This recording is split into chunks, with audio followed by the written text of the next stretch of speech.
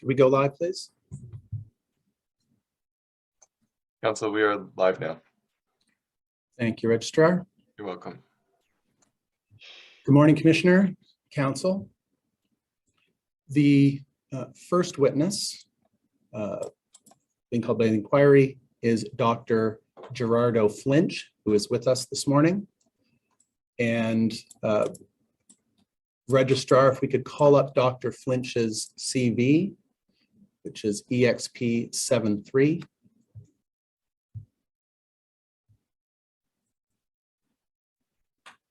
Good morning, Dr. Flinch. Good morning.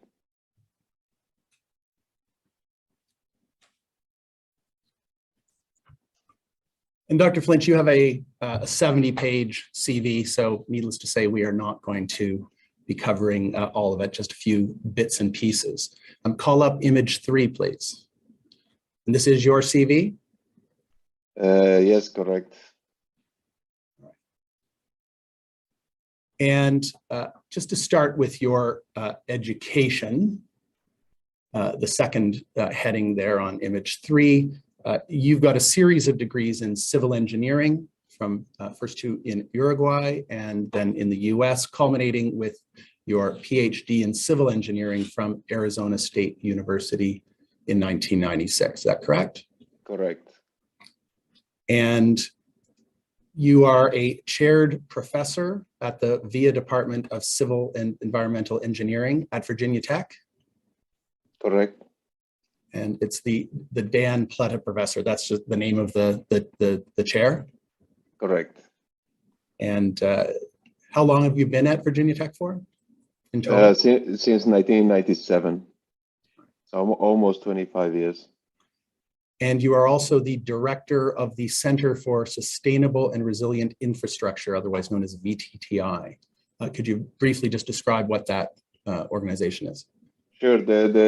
Our center is a group of researchers that work on that I direct. That we work on issues related with infrastructure engineering and pavement engineering in particular. We are a collaboration between the Department of Civil and Environmental Engineering and the Virginia Tech Transportation Institute.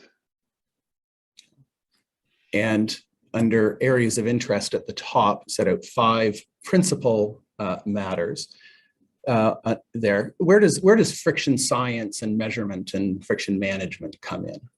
Yeah, it's within what we would call vehicle road interaction. Vehicle road interaction? Correct. That's where the vehicle contact the road through the tires, and friction is a very important part of that interaction. Okay, and as well, pavement engineering and asset management as well? Correct. Those are 2 areas where we, of course, with the pavement engineering, we try to design pavement to provide good friction throughout the life, and then within the asset management, we try to make sure that we maintain that friction over the life cycle of the pavement. And transportation safety as well. Correct. Yes, in that area, we kind of link the various characteristics of the road with the crashes and try to come up with the countermeasures that allow us to reduce crashes and make the road safer, or even if we have crashes, reduce the severity of those crashes. All right. And under teaching, if we could pull up images 4 and 5.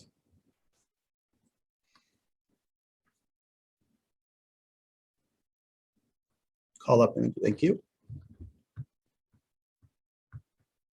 Just while the second one's coming up at the bottom of image 4, under teaching, and at the top of image 5, there's 8 courses. I understand you teach these courses from time to time, if not necessarily every single year. Correct. The pavement design, I teach it almost every year. The others, depending on the schedule, roughly every other year, although it's flexible. All right, and I understand a number of them do deal with pavement friction issues like infrastructure condition assessment and bridge and pavement management systems. Are those friction, including friction within your teaching ambit?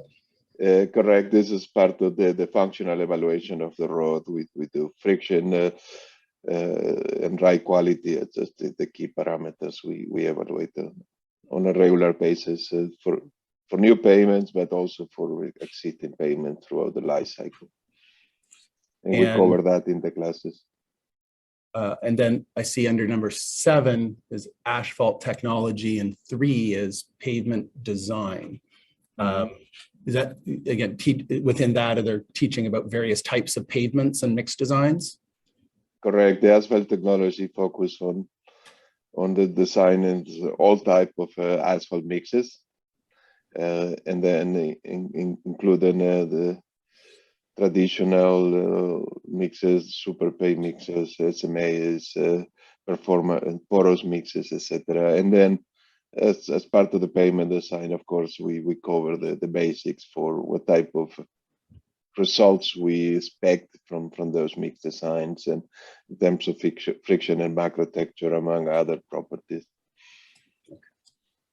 And on image 4 above, teaching, there's awards and recognitions, of which there's a number of them. But the first one, you're appointed chair of the PARC committee, asset management of the World Road Association. What is that? Yeah, the World Road Association is an international organization, non-profit organizations that bring together road association from all over the world, including here in the US. The national committee is AASHTO, that is American Association of State Highway Transportation Officials, that is the association of all the state departments of transportations. And I represent AASHTO in this committee that deals with practice of asset management in worldwide. That's the PARC committee. Exactly. Okay. And then the third one is the H.W. Cummer Lecture Award. And is that one related to vehicle pavement interaction as well? Yes. The ASTM committee? Yes, this is a award that is given by the ASTM E17 that deals with the pavement vehicle interaction and covers all the standards related with the friction and macro texture, as well as other pavement evaluation, pavement management, and ITS. And it's an award and also a kind of a keynote presentation at the annual meeting of the group. And if we go to image 6, please, call up image 6.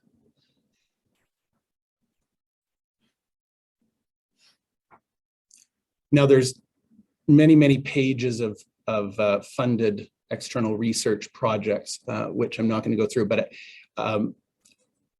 I may highlight just a couple of them. And do I understand correctly that the funded external research projects, these are projects in which you are or have been involved, often involving research and testing of various sorts? Is that a fair summary? Correct. Yes, this is from some basic research, but mostly applied research related with the 5 areas we discussed earlier. And when it in the third column it says PI, does I understand that means principal investigator? Yes, that would be the leader of the research group, and most of them I'm the leader. Not all of them. Some of them collaborate with other people who led. All right, and so for example, the first one, and I'm not going to go through any more than that. There's a large number of ones that relate to tire road friction, pavement friction, friction management, continuous friction, pavement friction management. But just the first one there, for example, is one that's ongoing district level pavement friction management program implementation for the Virginia Department of Transportation, which you're the principal investigator on. And then the co-principal investigator is DeLeon, is someone you collaborate with frequently, I understand? Yes, he is a former PhD student at NERT, is the leader of that program within our center. Okay, and then call up image 13.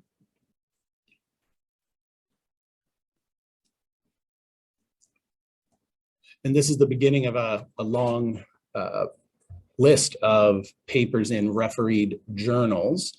And without going through, one can word search for friction, but again, there's quite a number of them within the journal section that pertain to friction management related topics. Is that correct? Correct. And Correct. Friction measurement and the relationship between crashes and friction too. All right. So for example, I see at image 13, the same page at number 9, there's a review, the second one from the bottom, review on machine learning techniques for developing pavement performance prediction models. That's a recent paper, is that right? Yes, correct. Yeah, Rita Justo Silva, she's a student University of Coimbra in Portugal, but I co-advising her as an international co-advisor. And Commissioner, there's a large number of these. I don't propose to take Dr. Flinch through them, but I just highlight the first one for reference. I'd ask to make Dr. Flinch's CV an exhibit, which I believe would be exhibit 12. Registrar, thank you.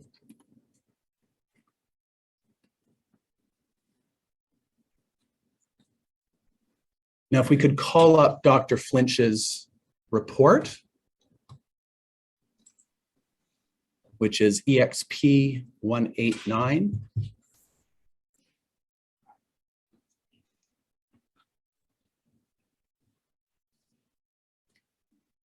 And this is a report titled Primer on Friction Management and Stone Matrix Asphalt Mixes, dated April 2022. 40 pages long, prepared for this inquiry. And just to confirm, this is your report, Dr. Flinch? Correct.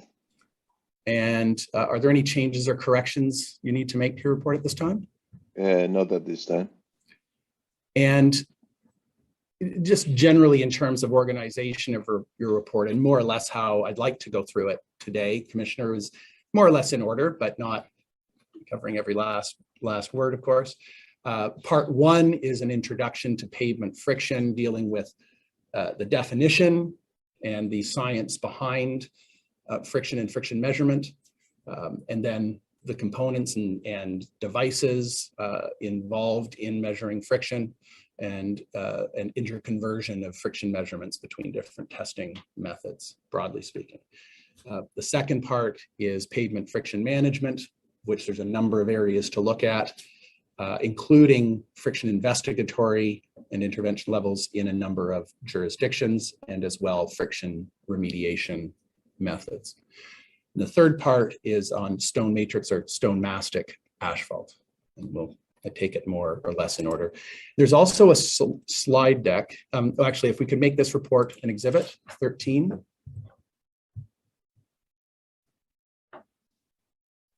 Noted, Council. Thank you. Thank you. And there's a slide deck as well, which I do not think has a document ID yet. I think it's Gerardo Flinch slideshow. If we could pull that by the side of the report.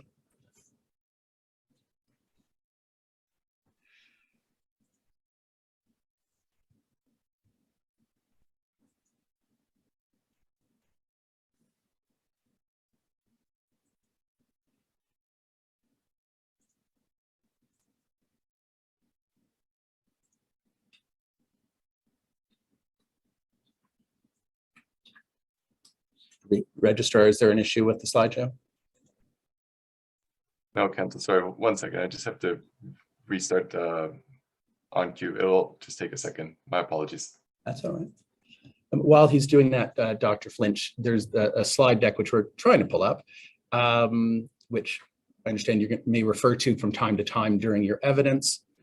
And I understand you prepared it as a demonstrative aid to complement your presentation today. Is that right?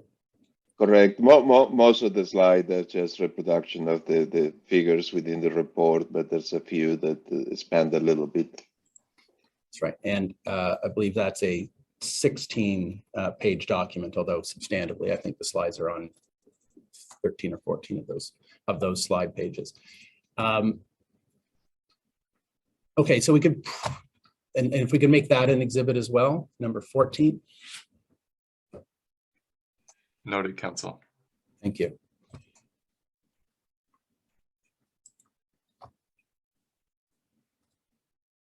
And then within your report, Dr. Flinch, we go to image 4.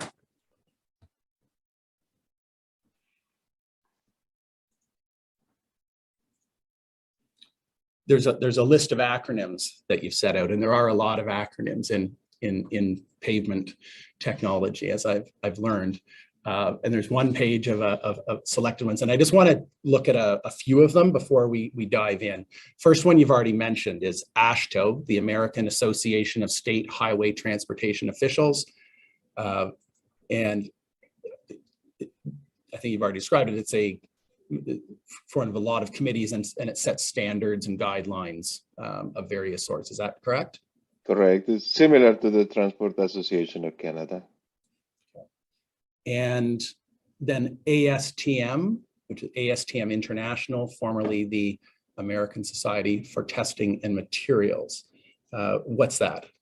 That's a nonprofit, again, that deals with all type of testing and procedures related with all type of materials and processes and so on, from highway materials to medical devices and things like that. That is originally was, of course, a US-based association, but through partnership with international standardization groups, they become ASTM International just, well, few years ago, maybe more than a decade or so.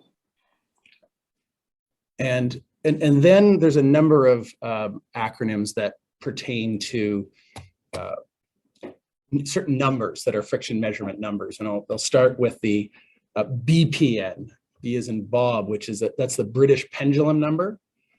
That's correct. And that when we refer to number in the friction world, we're referring to the coefficient of friction. That is a physical property we can measure and multiply by. If we could wait for that for a sec, because we will dive into that. Just if we could just for a moment talk about the acronyms here, because we're going to see them throughout. Sure, sorry about that. No. Yeah, it's just the coefficient of friction times 100. That's what we call the number. Right. So for the British pendulum number. Yes, but the same for all type of devices, like friction number or the skid number. That's just the coefficient of friction times 100. Right. And so for the grip number, that's GN. Mm-hmm. And then there's SFN, which is the sideways force number. Mm-hmm.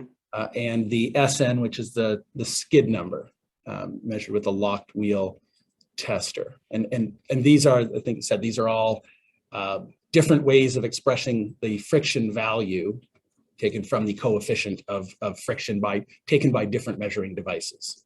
Is that correct? Correct. And without presaging it too much, the same number affixed to one of those acronyms doesn't necessarily mean the same level of friction. Is that correct? That is correct. All right. Call up image 5, please, of Dr. Flinch's report.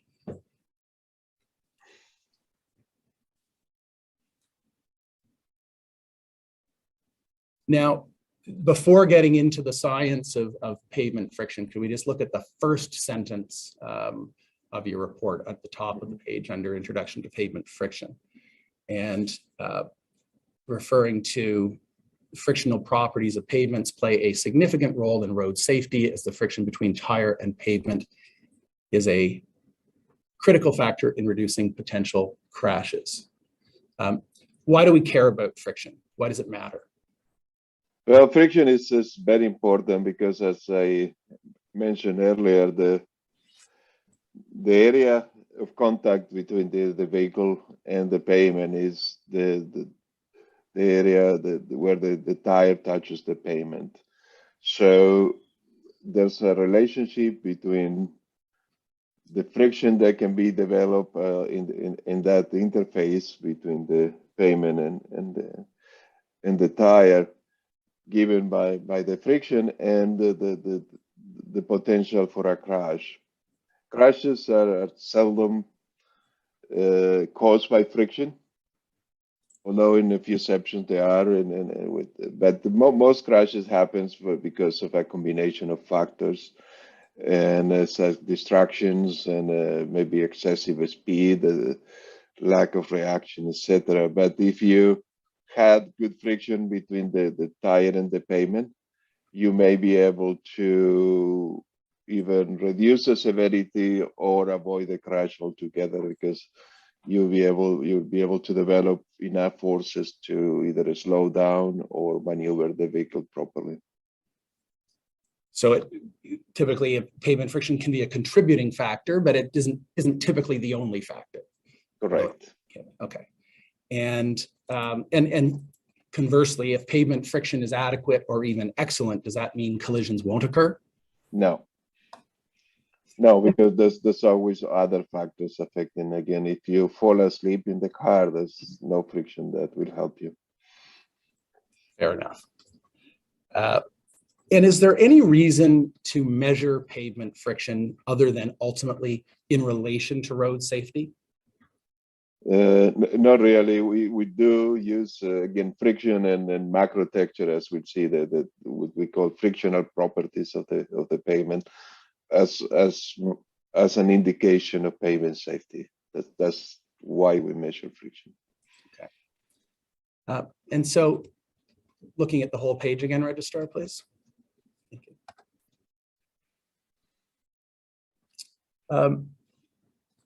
So in section 1.1, you said at the definition, maybe of pavement friction, if you could explain that a little bit for us. Yes, pavement friction is the force that in a way resists the motion between the vehicle and a pavement surface. That's the definition of AASHTO.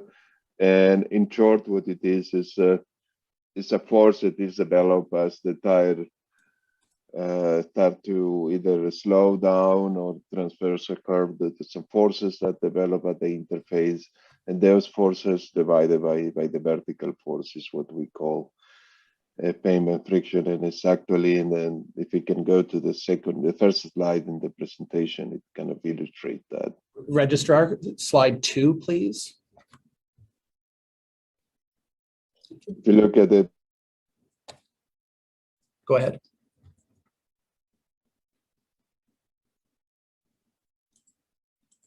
But the tire pavement interface is we divide that. Sorry, Dr. Flinch, there was a glitch there. So I wonder if you could start again from the moment that you started speaking about this slide. Sure. When, as I mentioned before, when we are driving the vehicle and we either try to brake or try to maneuver a curve or swerve to change lanes or something like that, then that's a force that is developed at the interface between the tire and the pavement. If you divide that force by the vertical force that is applied on that tire and you add it for all the tires, that's the coefficient of friction. The coefficient of friction. Okay. Yes, no. And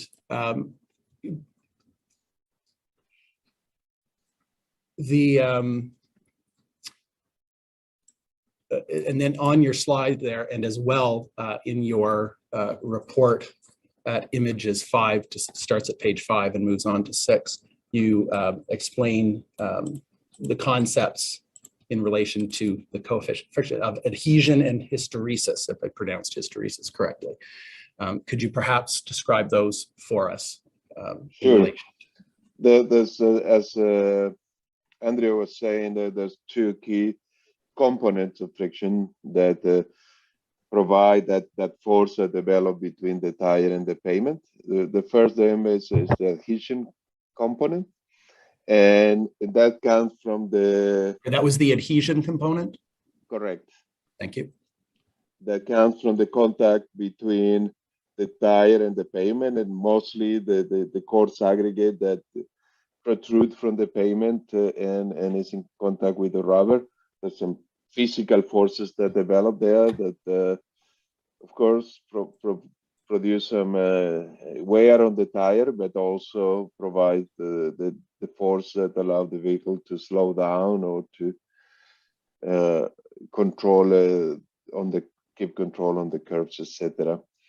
And that forces work with the pavement is wet or dry. Of course, we'll discuss that later. But the other component is the hysteresis part that deals more with the formation of the rubber to adjust to the macro texture of the road, the irregularities on the surface of the road. The rubber will deform and recover, and there's some losses of energy with that deformation, and that also contributes to braking to provide more friction. So that the sum of the forces that come from the loss of energy at the tire and the adhesion between the tire and the aggregate is what add up to become the friction that is available for the vehicle to brake or maneuver. And then you've related in between figure 1 and 2 on your slideshow to the concepts of pavement texture and micro texture and macro texture. If you could explain that for us. Sure. In highway engineering, we have defined a whole spectrum of textures on irregularities in the surface of the pavement with respect to a completely flat area. So if you look at there, with 2 of those texture wavelengths or ranges correspond to the 2 main pavement surface properties that contribute to friction. On the finer side, on the very small irregularities in the actual stone itself, in the aggregate that show up on the surface of the pavement, you see there small irregularities, small bumps, and the order of 0.5 millimeter, very, very small. This is what we call microtexture. And again, that microtexture is what provides the adhesion between the aggregate and the rubber of the tire. And then on the other side, you have the macrotexture. That's the one step bigger wavelength and amplitudes. And that has mostly to do with how much the aggregate sticks out of the surface of the pavement of the asphalt that glues all the aggregate together, and that's you're talking about from about 0.1 millimeter to 20 millimeters in amplitude, and also so in this case that particular property relates with the hysteresis part that we mentioned before. So both microtexture and macrotexture contribute to friction, and we need to make sure that both are adequate to provide good friction. And so then colloquially, could one say that macrotexture is the entire portion of the aggregate that pokes out of the asphalt surface, whereas microtexture involves the little bumps on the surface of those same large aggregates. Is that? That is correct. The macrotexture is something you can see when you look at the pavement.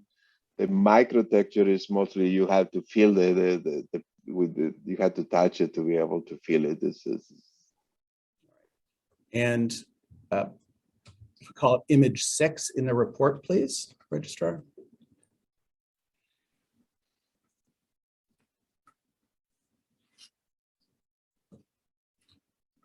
And while he's doing that, can you comment on the general effect that microtexture and macrotexture have on frictional properties? So they both have an effect.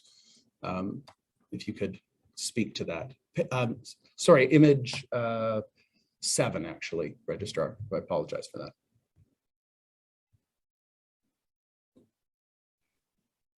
Okay. Yes.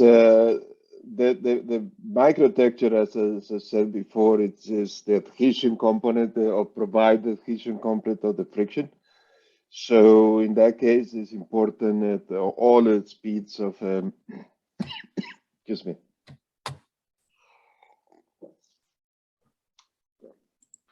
It's important that all the speeds when the vehicle is driving on the road, because again, it comes from the contact between the tire and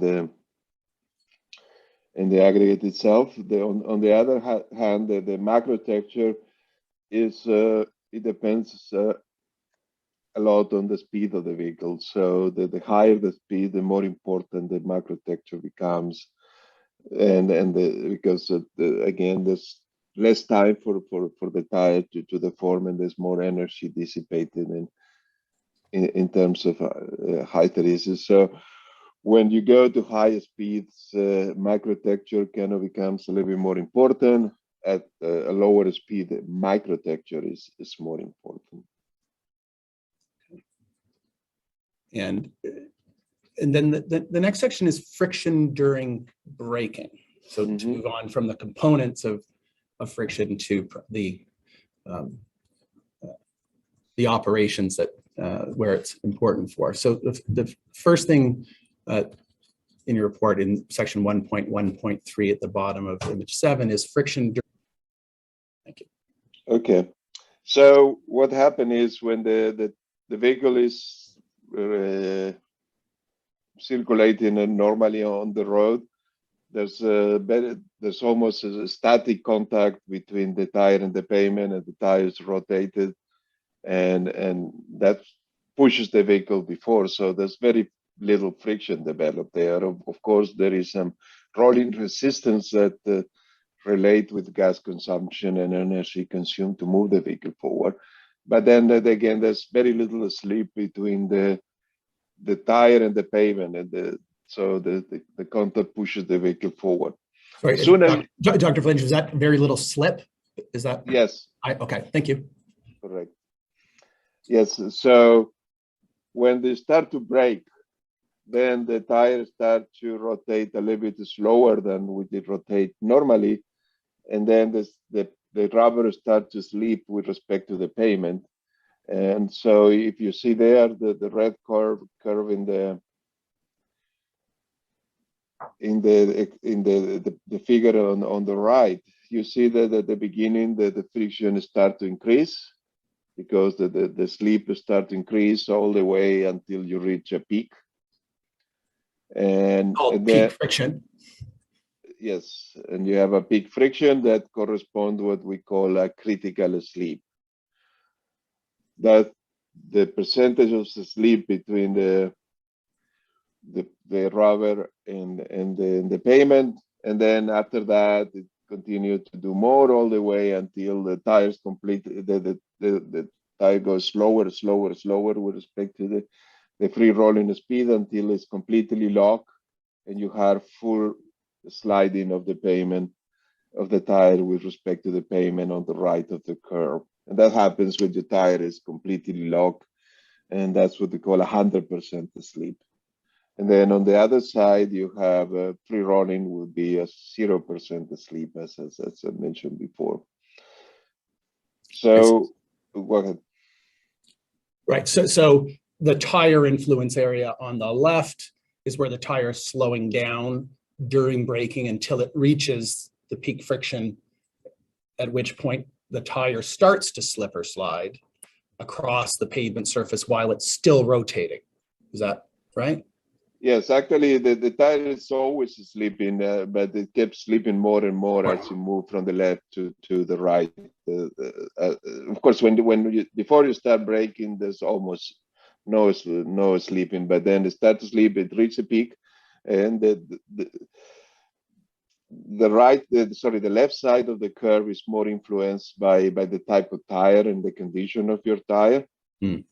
And then on the right part, that's more influenced by the pavement surface properties, mostly micro and macro texture, as we mentioned before. Okay. And then figure 4 is also, if we go to slide 4.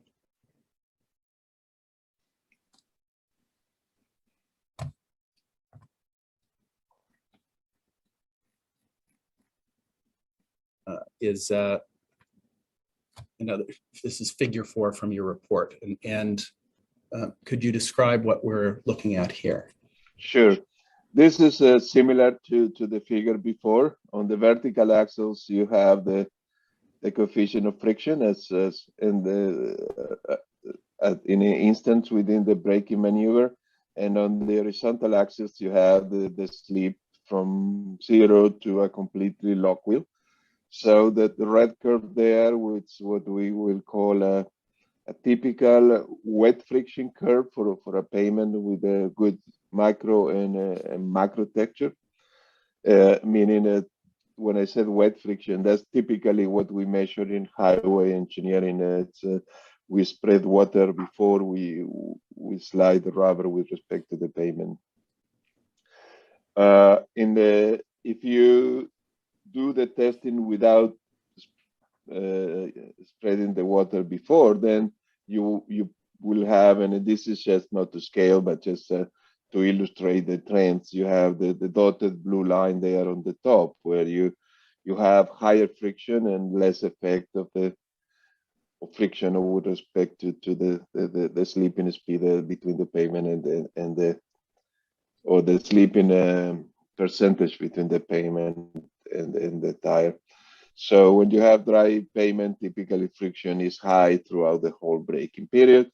But when you have a wet pavement, then the macro texture becomes an important factor because it provides the slope of how fast the friction decreases with increasing the slip or increasing the speed of the vehicle too.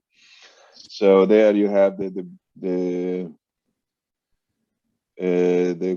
green line shows what will happen if you have a pavement that has good friction, but it has low microtexture. Sorry, the small asperities, and depend on the aggregate. What will happen is you will lose your friction faster as you increase the slip or your speed of your vehicle in a way. So sorry, so that's the second line from the bottom, the second lower line, the green dotted line. It's where there's low macro texture. Yes, correct. Okay, thank you. And then if you have bad micro and macro texture, you will have lower frictions throughout. So the idea here is that when the pavement is wet, macro texture becomes quite important too, and also it becomes relevant when we try to interconvert between different skid measurement devices. And just this particular figure 4 is, again, it's directional. It's not to scale or anything. This is a demonstrative aid. Is that correct? Correct. And again, how high and how steep the lines are will depend on the actual values you will have in the pavement based on your mix design and construction. Okay. And then image, the next page, image 8 on the report.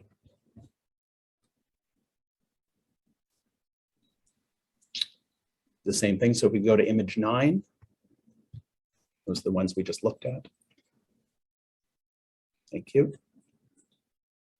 The next section in the middle of the page is friction while cornering, which is a somewhat different concept. If you could describe that, please.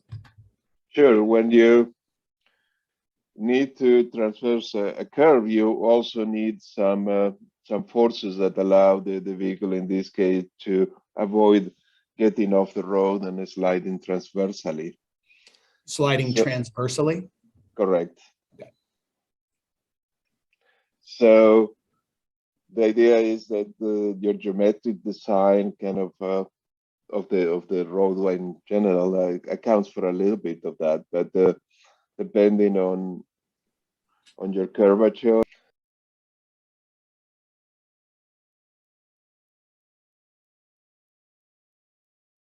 Yes. Okay. Thank you. Sorry, I cut you off. Just No, that's fine. So the idea is that friction, avoid the vehicle there to slip sideways, and then you are able to transition your curve properly if you have good friction. And then there's sorry, go ahead. Okay, go ahead. No, sir. I was going to say, so then there's the issue of simultaneous cornering and braking. Yes, and further down on, if you could call that out.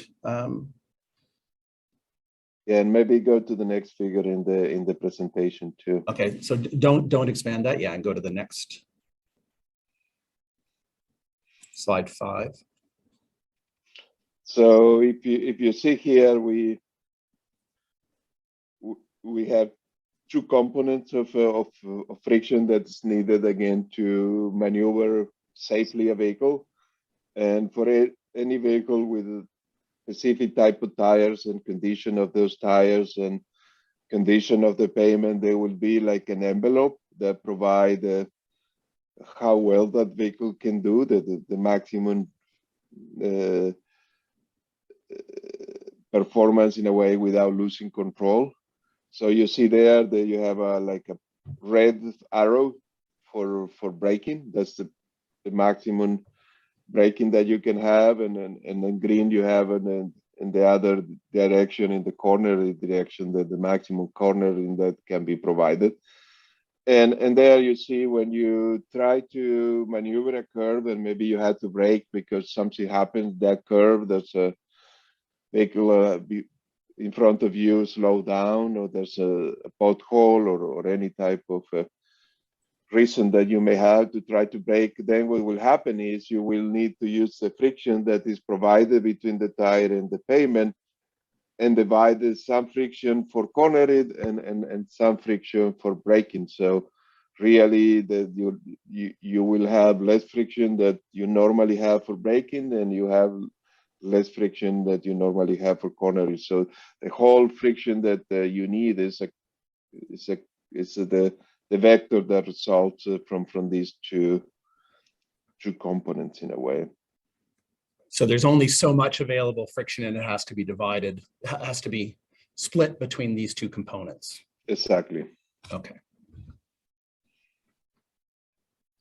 And again, if you look at there in the last paragraph in that section, that when the vehicles use anti-lock brakes today, what they're trying to do is try to keep the sliding in that area where you have the highest friction, that close to that peak friction that we talked about before. So it's important in both cases, because it allows us to develop more forces in it that help you keep control of your vehicle. So with anti-lock brakes, that it never gets to the 100% locked portion of the low end on the right side of the friction curve that you described. Yes, the brake continues to apply force on the tires to slow it down, but trying to get it to sleep at an optimal sleep in a way. So if I could ask Dr. Flinch, going back to the previous comment, for any given surface, depending upon how much cornering is involved, the same friction level can be more critical if there's more cornering involved than if it's flat. Exactly, because you still have to provide a little bit of friction to brake, because you never know when you have to brake. So yes, that's correct. The demand for friction is higher on curves, and the sharper the curve, the lower the radius of curvature, the more friction you would need in that curve. But am I correct that this super elevation also affects that you were speaking of? If you have a super elevated curve, that also assists in keeping the car on the road. Exactly, correct. If we could move on to measuring friction, it starts at the bottom of image 9 and goes on to the top of image 10. We're going to hear from you about a number of different types of friction measuring methods and devices. But if I understand your report correctly, and you already referred to this a few minutes ago, there's a few large and obvious commonalities and a lot of differences with different devices. And the common feature that you referred to, I think, is that all the measuring methods for friction measurement, not macro texture, but friction measurement, all rely on the principle of sliding rubber over a wet road surface and measuring the friction forces. Is that right? That's correct. And then if we could go to image 10, which is the next page.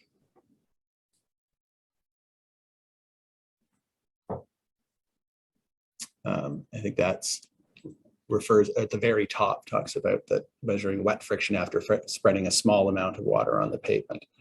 But then the different devices use different types of tires, different water film thicknesses. There are different operating principles, and the speed at which the testing device operates is often different, all of which affect the friction measurement output. Is that right? That is correct.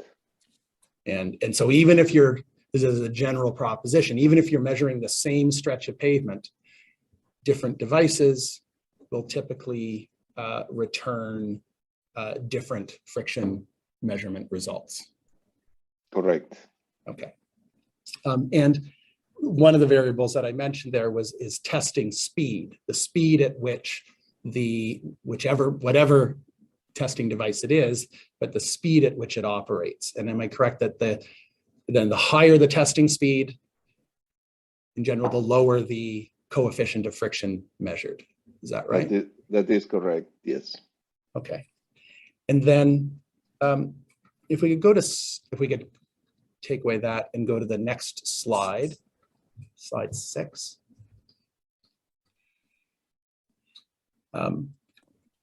Which is 3 of the photos are the same as on image 10 of your report, but you added the British pendulum tester. And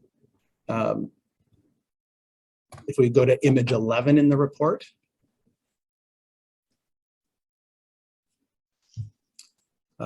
we're a description of different types of measuring equipment. And I wonder if we could go through those, starting with the first one that you described in your report on image 10, which is, maybe don't expand that, please, because he's also going to be looking at the images in the slideshow. Thank you. So we could start with with sliders and the British pendulum method. Yes, correct.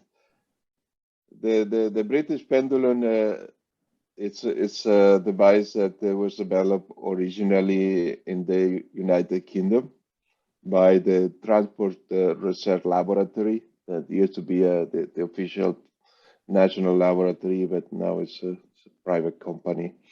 But the pendulum, what it does, it has a little rubber slider that is placed on a pendulum that is dropped, touches the pavement, and then goes up. And then depending on how much friction, how much force the pavement applies on the slider, depending on the friction, will be how much energy is lost. So you can easily measure that on a scale that is provided in the left side of the apparatus there and that's what it is, the British pendulum number, or BPM. It's just something you read depending on how much energy is lost. The higher the number, meaning the lower the pendulum go up after the touching the pavement, because there will be more energy lost from the friction contact between the slider and the pavement. Registrar, if you could expand the photo on the upper right photo on the slide. I don't know how clear it will be when you expand it, but yeah, that one. Yeah, that's the British pendulum. Yeah, exactly. And you see there, if there's no friction, the pendulum will go all the way up on the right. And depending on how much energy, you have different numbers there that you can read on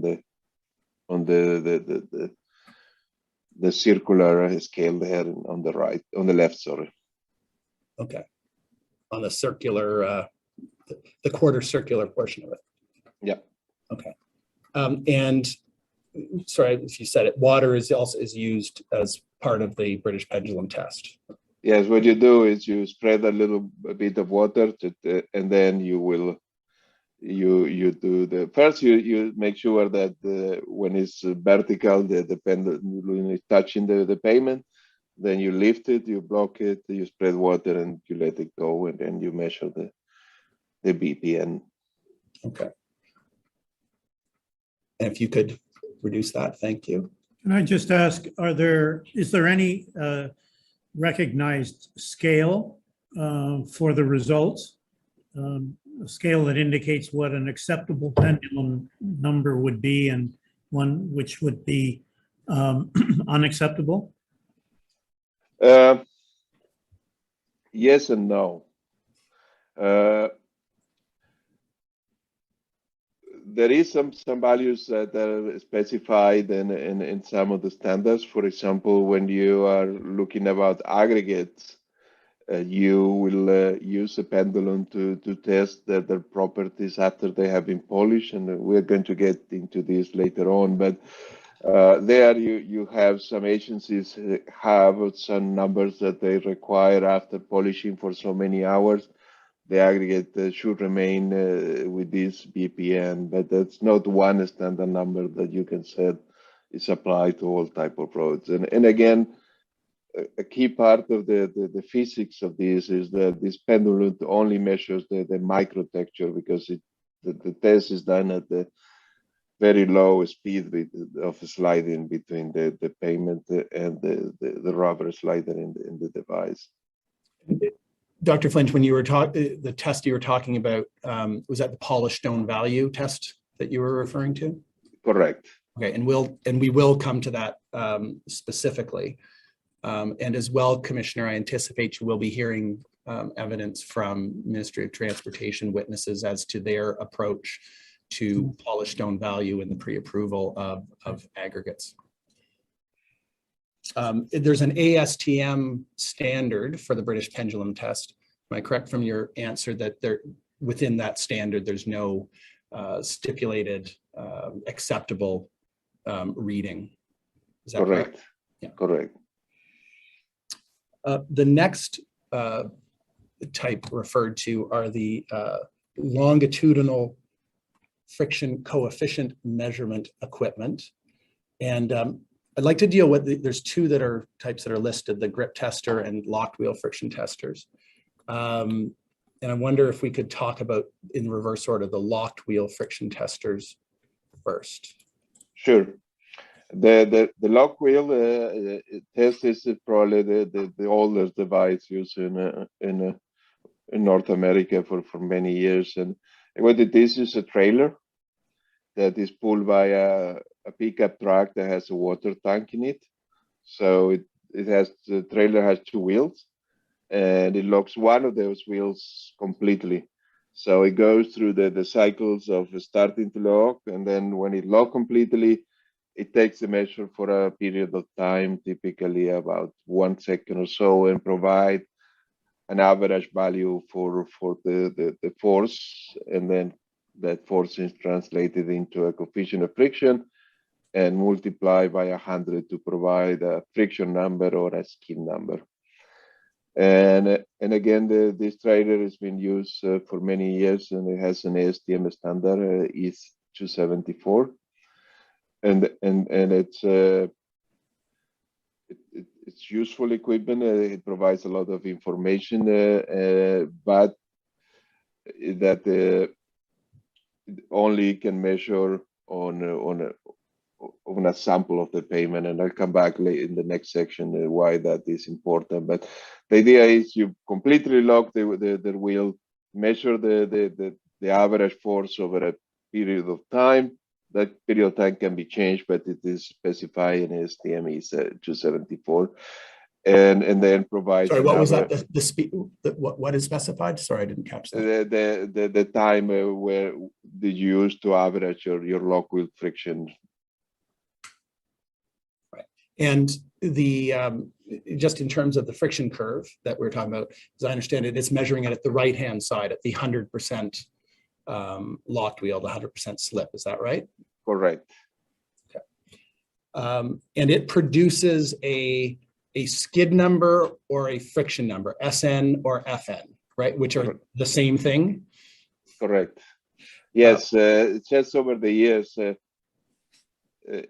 most of the standards from ASTM and AASHTO are the same, but in some of them, AASHTO has decided to kind of change the terminology, and so in a way to become kind of looking at the property you are trying to achieve with your payment.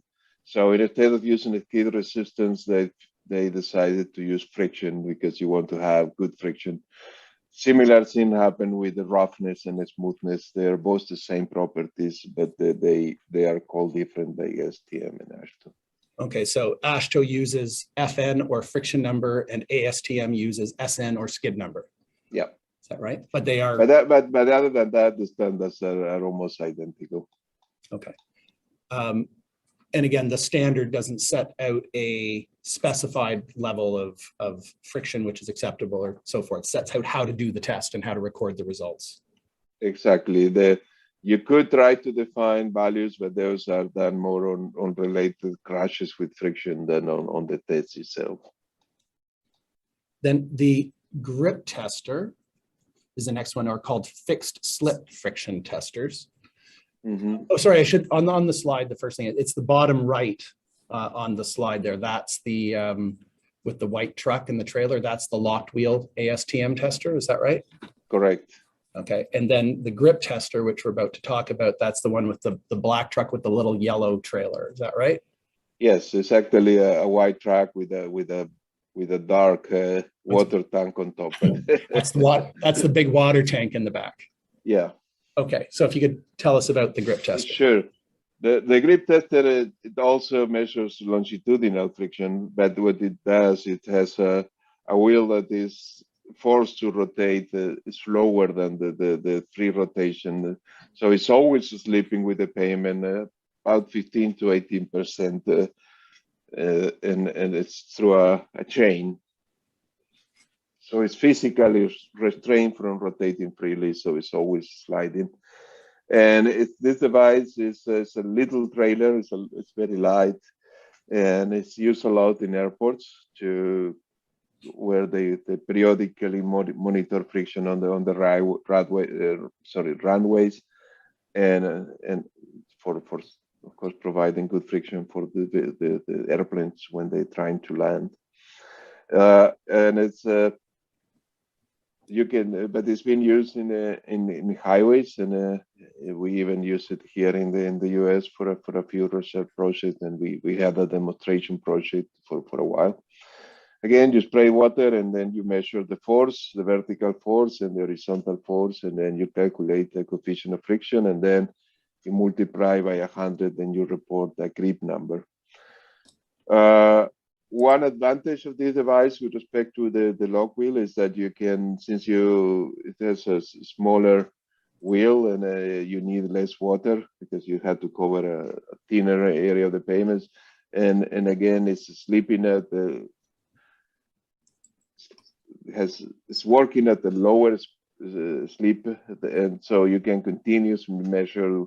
If you try to lock the wheel completely, you use your tire very, very quickly. In this case, the tire can work for many, many miles. So you can measure it continuously on highways. Because it's called continuous friction measurements. And so the wheel is always moving during the testing that is going on, unlike the locked wheel, which, as you said, periodically locks in order to take the test results. Correct. And then the grip number is the number that ultimately comes out, gets produced. Okay. And then the next one is the sideway force coefficient measurement equipment. Most commonly used one being the SCRIM, the sideway force coefficient routine investigation machine. And in your slide that we have up, that's the big orange truck there. Yes. Okay, I mean, that's one type of that, but I gather the most common one that you indicate is used. Yes, this is the most common one, although there are other manufacturers that produce devices that use a similar principle, that they're not called a screen, but they basically use the same technology. Again, in this case, the technology was developed by TRL, the Transport Research Laboratory in the UK, and it's licensed to a company, WDM, that produces the system. And in this case, what it is a smaller wheel. It's look like a motorcycle wheel. It's with no thread, very bald in a way. And that wheel is placed at a little angle with respect to the direction of travel. So when the wheel is has a vertical load of 200 pounds apply, and then when the vehicle is pushing forward, the wheel tries to become parallel to the direction of travel. So the higher the friction, the more force that the wheel will make to become parallel. So you measure that sideways force and divided by the vertical force, again, get the coefficient of friction, and then get a sideways force friction coefficient that you can convert into a sideways force number that is just 100 times the coefficient. Same approach. And so the wheel in this, it is again a continuous friction measurement device. It likely is the grip tester. It's continual throughout through the testing area. Is that right? And then correct. If I'm doing it directly, instead of the wheel being angled in the direction that one is going, like the hands, it's at a bit of an angle. Correct. Okay. And then we'll get to a few more specifics about these devices, but there's two other types that you mentioned: decelerometers and kinematics and sensors. And are either of those used in the same way as the ASTM lock wheel tester, the grip tester, or the scrim for? No, not yet. The accelerometers devices or that's used sometimes for winter maintenance to test on ice and snow covered surfaces, and eventually they could be used, but they are mostly on experimental research projects. And similarly with the vehicle dynamics, there's a lot of technologies that are being developed, but they're not used on a regular basis yet. I would say they're at the research phase still. Research basis? Correct. If we go to image 12, please.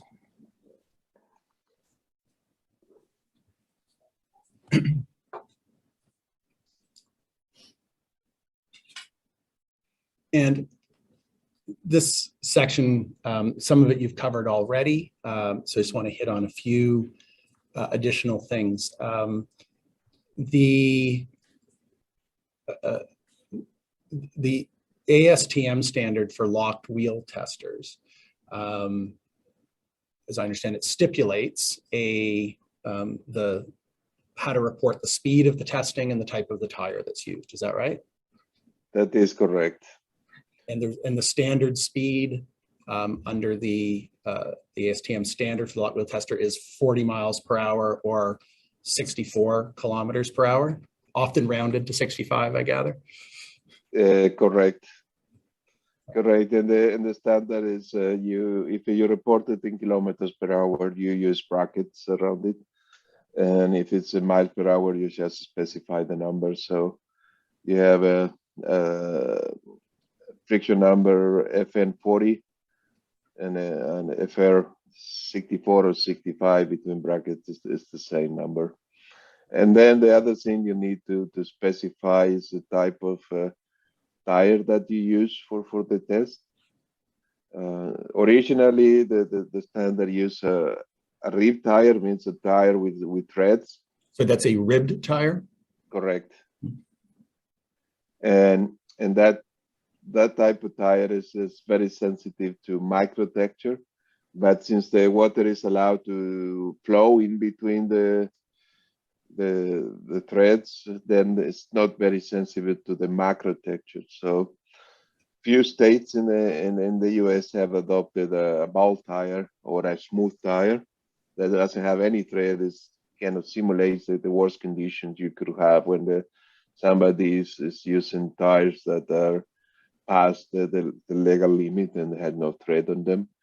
And in those cases, the values are reported provide a lower value that what you will get with the rib tire. And in this case, it's more sensitive to both micro and macro texture. But and also to the condition of the testing too.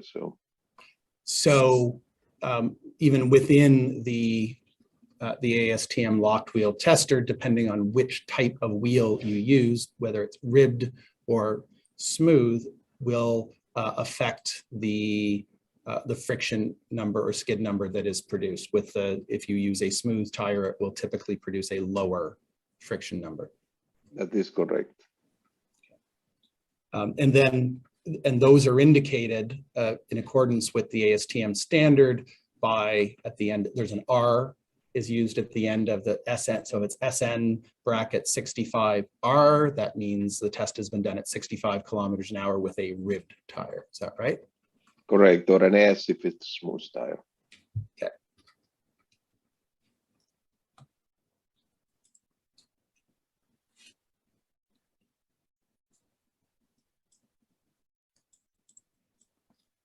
And at the end of page 12, image 12 there, the last paragraph, it refers to it being a key limitation of locked wheel testers is that they can only sample the pavement surface by repeatedly collecting data on short segments of road and do not effectively differentiate the changes in friction along the route corridor. Is that just referring to what you said earlier about how it's periodic testing as opposed to the continuous friction measurement of the grip tester and the scrim?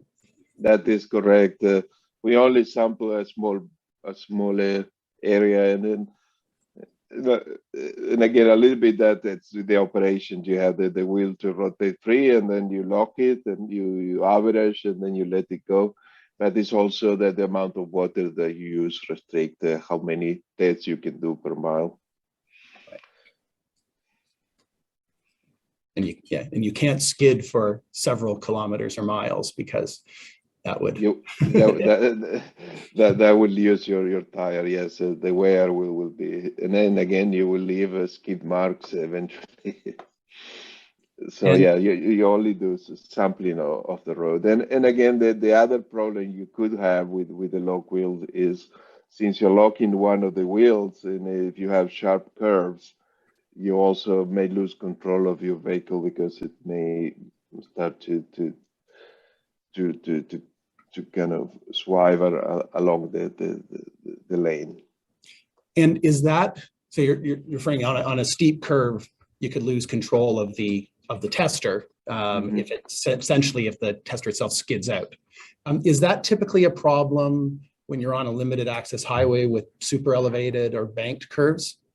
No, not really. It's if you have high radius curves and you have good super elevation, you probably should be able to do those tests. But it's also depending a lot on the skill of the operator too.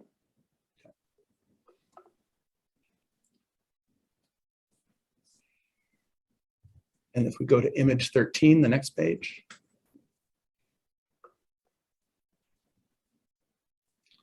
And I just at the top, I think you covered this, but the grip tester, as I understand it, has been used in highways in the UK for many years. Is that right? That is correct. Several countries, UK, Chile, and even here in the US for some research project, we have used it. And in terms of the US, I think you indicate that it's been used in the US since about 2008, below figure 6 there, but in the US. But more recently, it's been the scrims that have been used. Yes, and there's two main reasons why we switch. And in this case, it's a project that our research group led, and me in particular. We did several demonstrations with the grip tester, but typically in runways they're very smooth, and they don't have a lot of effects because they get very high maintenance. When you get a long segment of roads, the little trailer with the irregularities in the road kind of bumps a lot, so it creates a little bit of issues with repeatability of the measurements. Not a lot, but it is a factor. If your smoothness is high, it's not very smooth road, then you could have some problem. In So addition to, did you refer to the repeat? It can cause some problems with the repeatability of the results correct. when the road is overly rough, Yeah. which is not typically what you get on airport runways, which are shorter than roads and tend to be well maintained. If I summarize correctly. Correct. Okay. And the other limitation is that for production netto level screening, you also want to measure a lot of miles without needing to refill the water. So that's why the screen with a big truck and a big water tank is more efficient in terms of productivity. Right. It's a big device. I take it's also probably a more expensive device. Is that correct? It is, yes. You're talking probably an order of magnitude higher cost from less than $100,000 to $800,000 for the scrim. For the scrim. Although the scrim it has also some other things you can measure, because you have lasers to measure macrotexture, and you have an inertial system to look at the transversal and longitudinal profile of the road.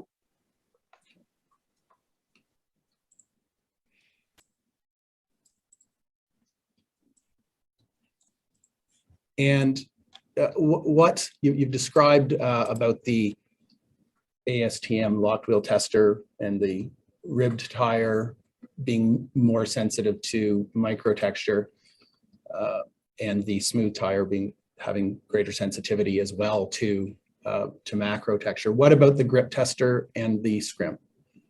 Yes, both of them operate at a relatively low slip ratio, as you can see there in the picture on the left. Maybe we can go to the next slide also in the presentation that is a little bit bigger there. Slide 7. Yep. So they operate at the lower slip, so they are more sensitive to the microtexture. So it becomes quite important to measure also macrotexture to have a full spectrum of frictional properties throughout the whole braking process. And in this slide, which is figure 6 from your report, if I understand correctly, the red line, that's the same not to scale friction curve that we were talking about previously. Is that right? And then, so what's it showing us? It's showing us where along that curve each of those 3 devices measure? Correct. When you have the lock wheel on, you are on the right with 100% slip, because the tire is completely locked. The wheel is completely locked, and the tire is sliding with respect to the pavement. Then the grip tester is designed to be around the peak friction. Of course, the peak friction will change depending on many other conditions that has to do with the braking system in the vehicle and the vehicle dynamics and all of that. But roughly, again, in general, that goes close to this peak. And then the scrim, because of the angle we're using of 20 degrees, that translates into an approximate 34% slip in the longitudinal direction when we transform it into longitudinal friction. And so you see this on the same surface, the numbers that you're going to get with the grip tester, the scrim, and the lock wheel are quite different, as you see there. And again, this is for the same level of friction. So you have to be careful when you try to interconvert from one to the other. And so the directionally the between the three, if measured at the same pavement, at the same speed, same thickness water film, and so forth, all other things being equal, those three devices the grip tester will return a higher grip number derived from the coefficient of friction than the scrim will deliver the sideways force number, and which in turn will be higher than the locked wheel tester skid number or friction number. Correct. Okay.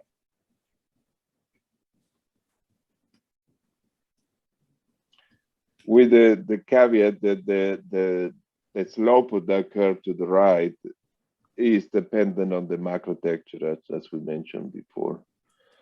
So you have very high macro texture, the curve is flatter, so you have less difference. If you have lower macro texture, the curve is steeper and you have more difference between the device. And then on that point of macro texture measurement, at image 14 of the report,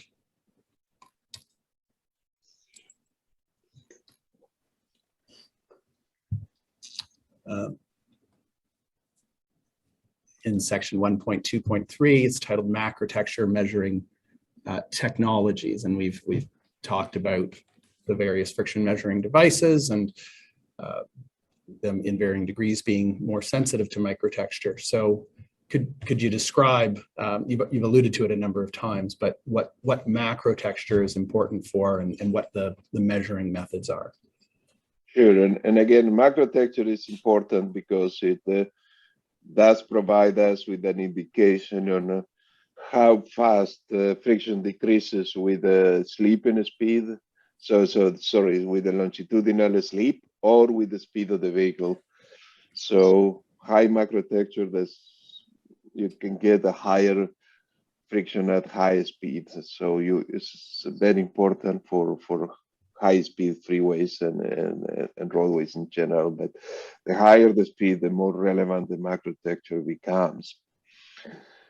So historically, we measure in an indirect way. We use a test we call the sand patch, and it's a test where you get a specific volume of sand and you spread it in a circle. So since you know the volume, if you measure the area of the circle and you divide the volume divided by the area, give you kind of the average thickness of sand that you get on the surface, and that's what we call mean texture depth. The mean texture depth? Correct. MTD? MTD. And so this has been used for many years. In airports, they use grease instead of sand. And so today, we use glass beads of the same size of the standard Ottawa sand that we used for years. And that's a good test. It's very time consuming and it's very operator dependent because spreading the sand in a nice circle is not that easy as it seems. And then again, you have to be kneeling on the road and for a while. So from an operator safety point of view, it's not a very practical test. So over the years, we switched to laser-based devices. So those devices use lasers that send a laser, the laser gets reflected, and then you can get the actual profile of the pavement. And then you can compute something called the mean profile depth that in a way is an estimate of the MTD that we use to measure, but it has an STM standards to normalize how you do the calculation. So you get the actual road profile and then you get the peaks and based on that, you look at the difference between the peaks and the mean depth, and then based on that, you estimate the mean profile depth. So the higher the MPD, the higher the macro texture. And there's a very good correlation between MPD and MTD. Between MT as in Tom D and MP as in Peter D. Okay. Yeah. Mean profile depth and mean texture depth.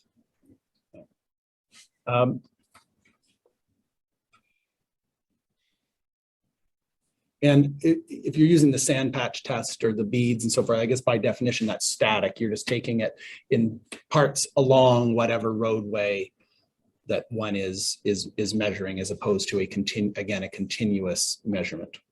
Correct. And if you use laser systems, use high frequency lasers, you can continually measure at the highway speed. So many of the friction testers today added a laser-based system to measure macro texture, so they can get the two properties with one pass.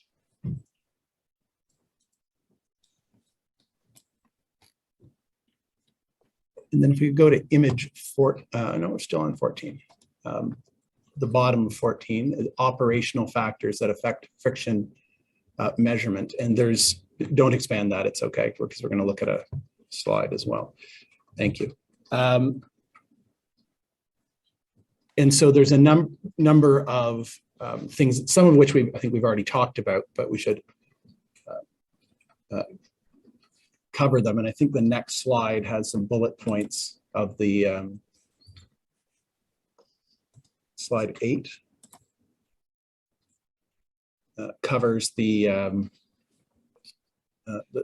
categories of operational factors that affect friction measurements. So the first one I think we've already talked about is water film thickness, and the effect is that the more water, the lower generally the friction measurements. That is correct. And do the ASTM standards, do they direct the amount, the thickness of water film, the amount of water that should be used? That is correct. And unfortunately, it's not the same for all the devices. So different devices use different thickness of water for. Right. So another variable. Yeah, you have to keep in mind. Right. And then the next one is the type and condition of tire. And if you could move on to image 15 in the report, but worn tires, or like smooth tires, as you were describing, are more sensitive to water film thickness. That is correct. Yes. Right. I guess that's if you don't have treads on your tires, whether it's a testing tire or on your actual vehicle, it doesn't deal with water in the same way as with treads. Yes, when you have a smooth tire, the water has to drain through the channels provided by the macro texture. So it's more sensitive in that sense. And then vehicle and sliding speeds. Is that essentially the faster you go, the lower the friction measurement? Correct. And temperature. Mm-hmm. And indicate in your report that the friction decreases as the tire temperature increases. Mm-hmm. Right? That is correct. And so everything else being equal, on a hot day, you'll get a lower friction result or friction reading than on a cool day? Correct. Why is that? This is for a couple of reasons. One is for the properties of the pavement and the tire. When you're talking about asphalt pavements, you have a viscoelastic material, so that the response of the material depends on the temperature. The colder the temperature, the harder the material. The same with the tire. It's the rubber property changes with the temperature. In addition to that, the viscosity of the water that is in between the tire and the pavement also changes. That's the viscosity of the water? Correct. Sorry, go ahead. Also changes with the temperature. So you have the three elements that are interacted, they're viscoelastics in a way, so their properties change with temperature. So we have to be careful because yes, they do respond different at different temperatures, even if it's the same exact material. And in the first paragraph under temperature, it refers to the AASHTO standard for the scrim as stipulating a pavement temperature or recommending a pavement temperature between 5 and 50 degrees Celsius. So it actually sets out the recommended temperature range. That is correct. And of course, you cannot test at very low temperatures because the water will freeze. So sub-zero temperatures are physically out of the question, but so they try to stay a little bit higher than that. That's why the 5 degrees is. Right. And that's right. And the British pendulum test and locked wheel ASTM standards, I think you've indicated, don't recommend a temperature range, but do indicate that one should report the temperature. That is correct. And some states develop some temperature correction factors that they use to adjust for temperature, but there's not a nationally wide standard. Okay.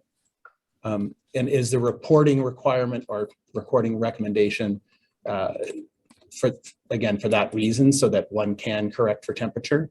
Yes. Okay.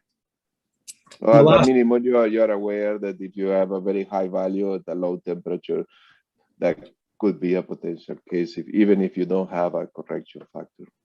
Right, because it described directionally, the lower the temperature, the higher the friction reading. So it's a good piece of information to know if you were testing at a low temperature or a particularly high temperature. Correct. Okay. And last one, contaminants, perhaps is self-explanatory, but I guess if you've got an oil patch on the road, that's something that will affect friction. Exactly. Any type of, even there's dust accumulation that Sorry, was that the dust? Yes, dust correct. accumulation. Yeah, that when it gets wet with the tire, if there's long period without rain and you test friction, you wet the pavement, there's a lot of fines in there. You probably will get lower friction than if you test when the pavement has dry after a heavy downpour of rain. Once it dries, presumably. Yeah. Cleans it, but then dries. Yeah.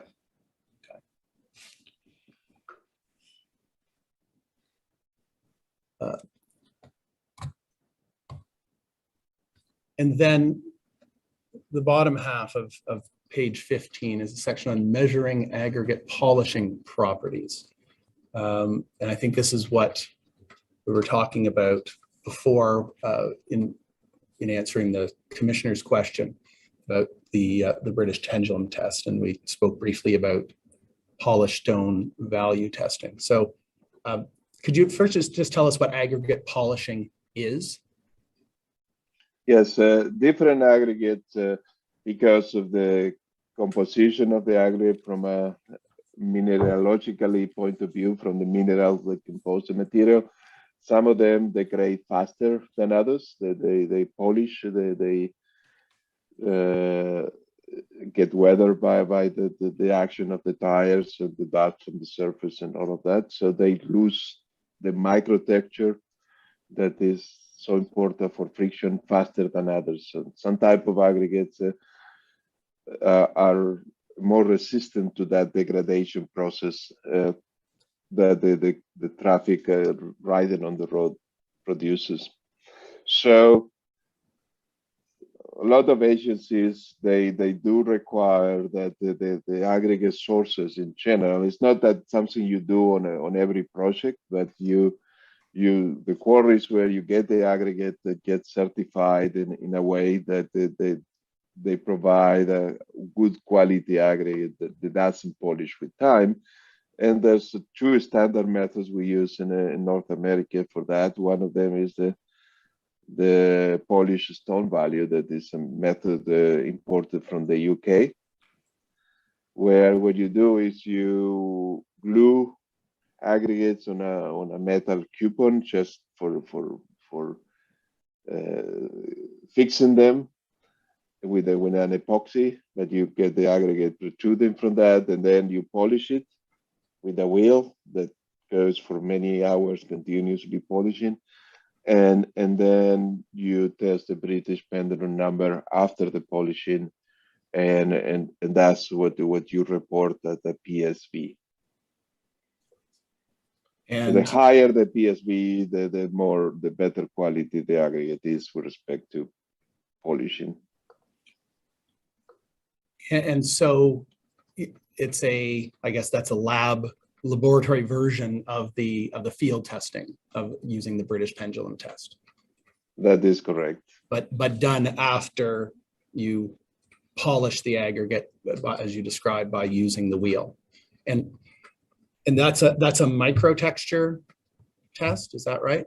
That is correct. Yeah, because it's about the bumps, the asperities on the aggregate that's being tested. And am I right then, this is a predictive test in the sense of you're sort of going forward, what will happen over time? That is correct. Yes, it tells you after many years of service what will be the friction that the aggregate would provide. Of course, as long as the polishing is similar between the lab and the field. Right. And with the distinction of the other types of tests that we were talking about, being which are measuring friction actually at the time the test is done. And it is measuring the microtexture and the test is done, but it's creating if I put it this way, a future looking prediction. Correct. Is that okay? And what about the micro-Deval test that you referred to? It's an alternative test that allow you to do the same. What you do is you place the aggregate in a cylinder, a metal cylinder with water, and you rotate it many times, and then you measure how much of the aggregate you lose in terms of degradation. You filter the results, and then you weight the aggregate before and after, and based on that, you see how much the aggregate polish through the experiment.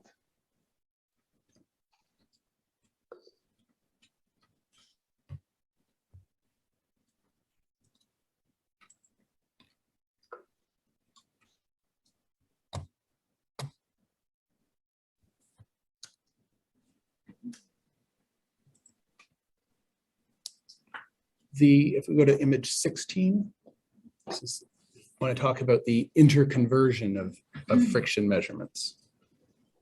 And having discussed in some detail the different methods of friction measurement, perhaps we could talk about how and if they can be compared to one another and interconverted.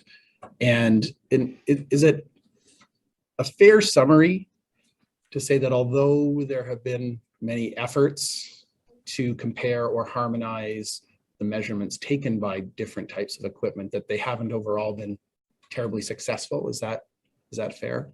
That's a correct statement. And again, part of that is because of all the different factors that affect the measurements, as we were talking before. Well, you have there in the slide on the right. Right. Yeah.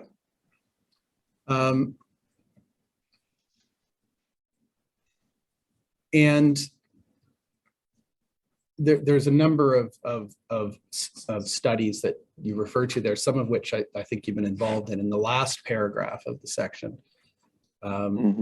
It refers, above the references, it refers to two papers or studies about interconversion, which mentions De Leon et al. From 2019 and 2017. Those are also projects that you were involved in? Is that correct? Yeah, these are both projects that I was a lead investigator. And sorry, you were the PI on those? Correct. Okay.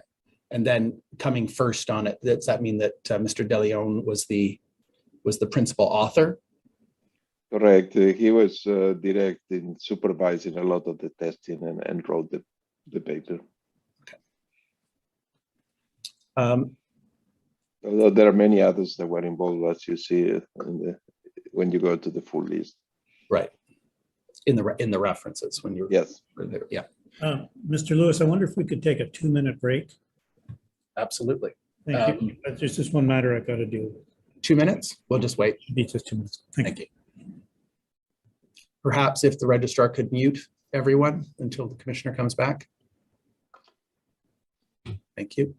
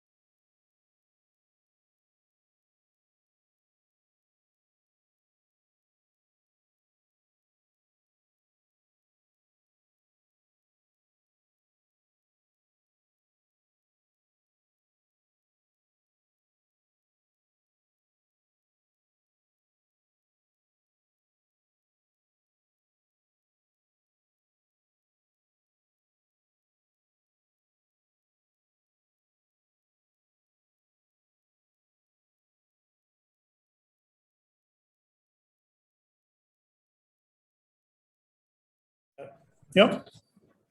Let's make sure everyone's joined us.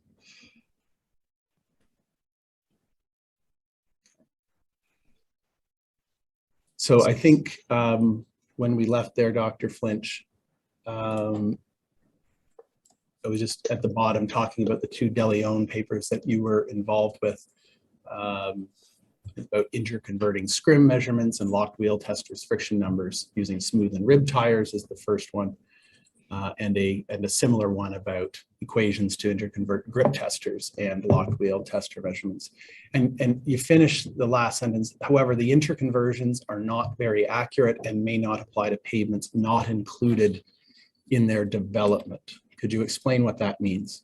Sure. As I mentioned before, the whole spectrum of properties of texture of the pavement, and in particularly the macro texture of the pavements, may be different from one place to another, or from even within a state, some regions, depending on the sources of the aggregate and all of that. It varies. So since the interconvention depends so much on the macro texture, if you have different type of mixes or you use different type of aggregate, those equations may not apply to others. If you go through the IFI procedure, I think it's the next slide in the slide deck. It's slide 9. Yes. That the IFI is the International Friction Index, which you refer to in, I think, the 3rd paragraph and 4th paragraph of your report on image 16. That is correct, and again in one of the report, that the first one listed there, the 2019, we went to a series of reserve facilities around the country, get a very wide range of textures, both micro and macro texture, different type of surfaces. We were able to get reasonable corrections, but again, it's with the caveat that it's good for those surfaces. We are not sure if they will work properly in other surfaces, but What you could do to help in this conversion is account for the macro texture, as I was saying before, and this international friction index, what it says, if you look at the slip speed, and this will be the percentage of speed multiplied by the speed of testing. So it's not the speed at what you're testing, but that the speed reduces the speed of that the rubber is sliding with respect to the pavement. Sorry, could you repeat that last point? Yes, it's the speed of what the rubber in the tire is sliding with respect to the pavement. The speed at which the rubber is sliding in relation to the pavement. Correct. So if you measure with any equipment that give you a specific value here, we call it, the standard call it FRS. And then you use the texture to get a value of speed that has to do with the slope of this. It's not actually the slope, it's an exponential equation. But the idea is that the higher the texture, the flatter this curve will be. So if you have low macro texture, then the slope will be very steep. If you have high macro texture, the slope will be less. So you can convert to a specific case. The international standard calls for 60 kilometers per hour, but you could actually do it to any speed. But the idea here is to illustrate that this is not one number that you can use for all your surfaces. Depending on the macro texture of the surface, your conversion will be different, and it will follow this exponential trend here. Right. So you may be able to do it in a specific instance, but not in the broader sense of saying that a scrim number is equivalent to a grip number is equivalent to a locked wheel tester number. Correct. Okay. And again, directionally, regardless of the difficulties of correlation overall, if I've understood you correctly, just to summarize a few of the things that we've discussed, the grip tester will usually give a higher grip number than the scrim sideways force number, and higher than the locked wheel tester skid number or friction number. That's the first thing. Correct. And then the higher the testing speed, the lower the measured friction, whichever the device is used. Correct. And as temperature rises, the friction measured will generally be less. Correct. Okay.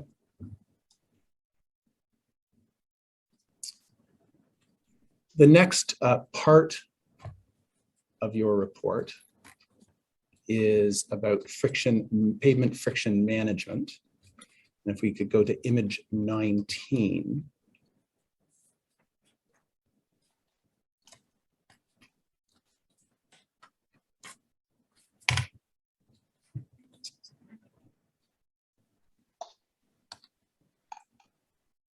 Maybe if we could just go to image 10 of the slide 10 of the slideshow, just to, so we're on the same topic. Thank you.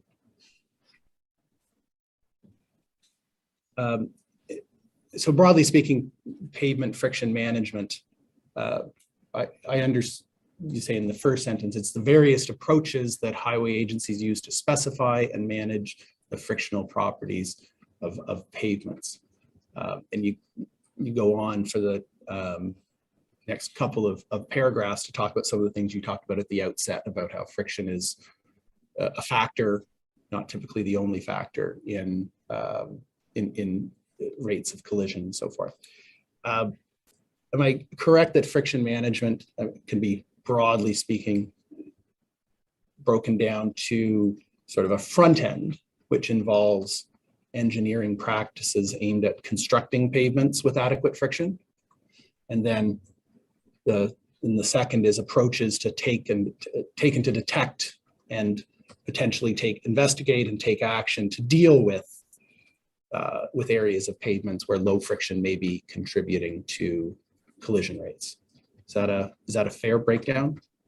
Yes, that's definitely what it is. You design you build for friction, but then you have to monitor it over time and act if necessary.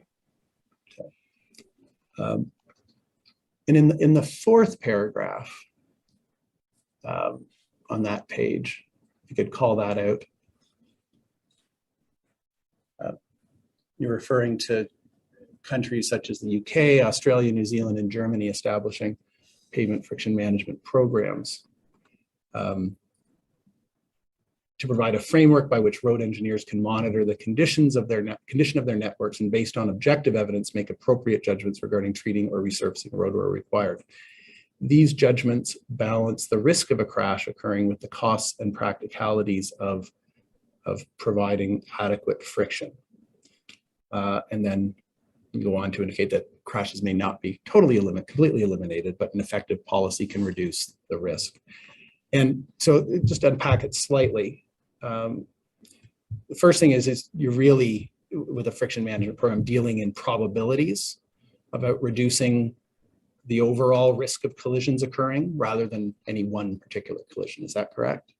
That's very correct. And again, it goes back to all these factors that play a role in a crash or a collision that you cannot say. It's very hard to say there was just almost never there's one cause of the crash. There's also a combination of reasons that lead to a collision.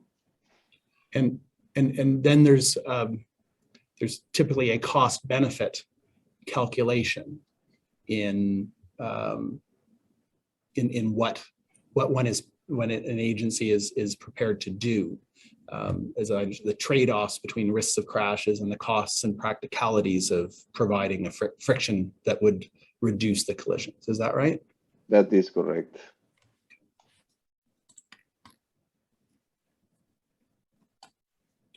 And then at image 20, the next page,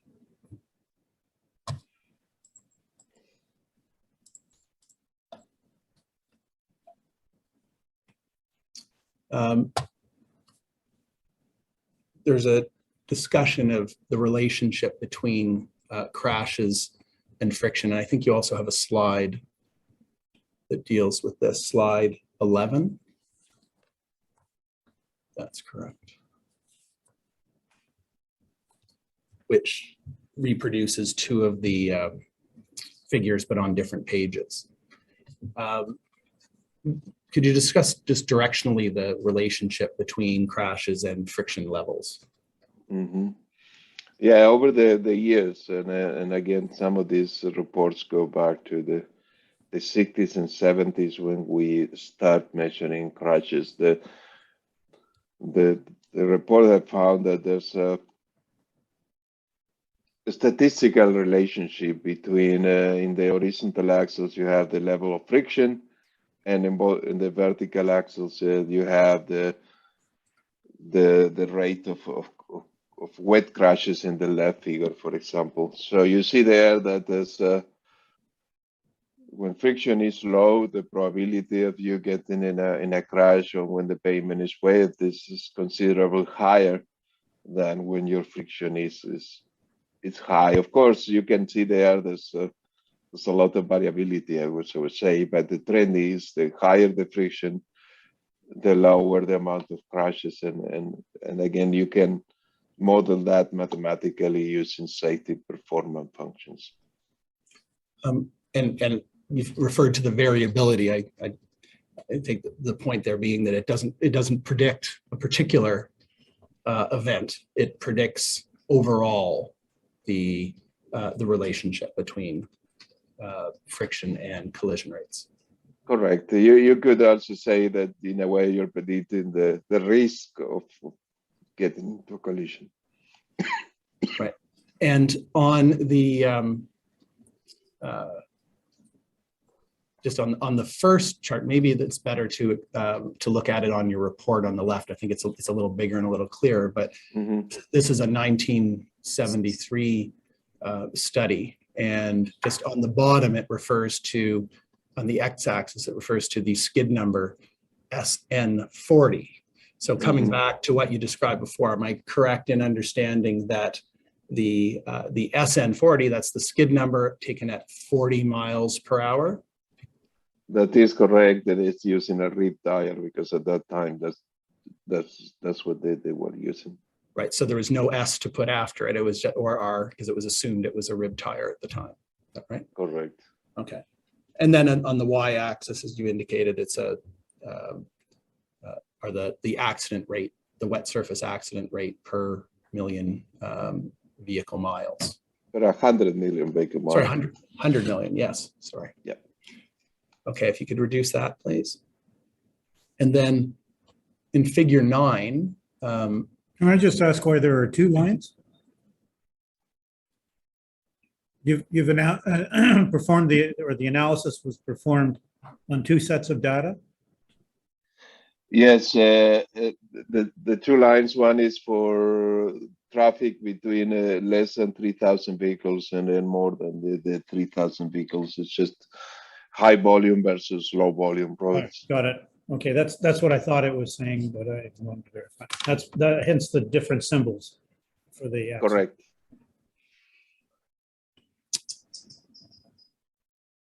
And the second figure, figure 9, which is from the next page of your report,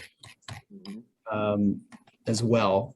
This is from a very recent study, and is that one that you were involved in? Yes, this is a part of Rose McCarthy dissertation that I supervise. And in this case, we collected data from various states. That's part of several projects we had over the last decade. And what he did is look at the data in a relation. Oh, we had a bit of a glitch. It's probably too good to be true. Dr. Flinch, yes. You glitched out there. So if I could ask you where it was in response to my question about about the 2021 study and that graph, and you mentioned Rose McCarthy, and then I think you and supervising her dissertation. So perhaps you could start at that point. Okay.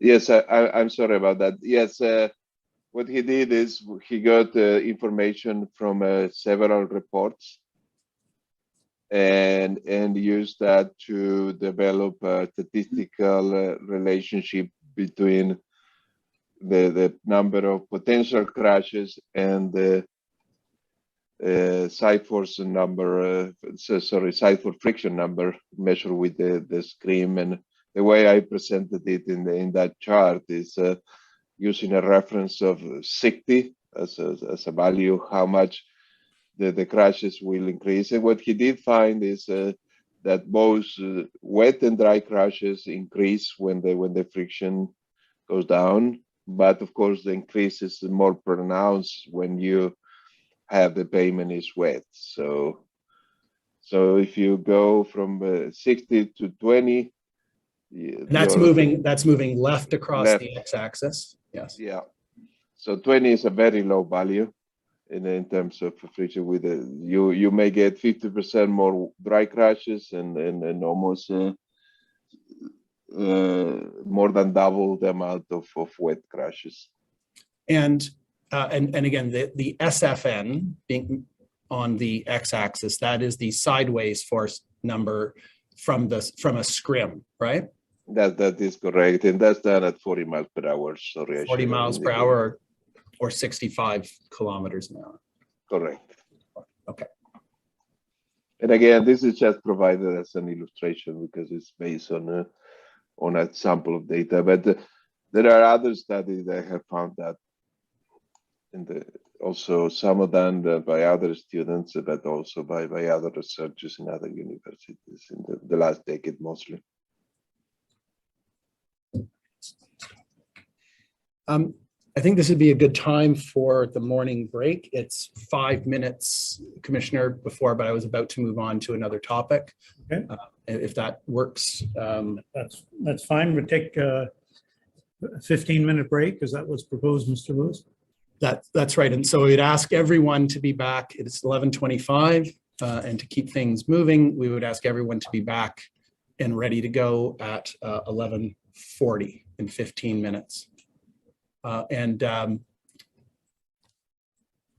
Dr. Flinch, and anyone else, you can mute your screen and turn off the video, but if everyone could be back in, ready to go at 40.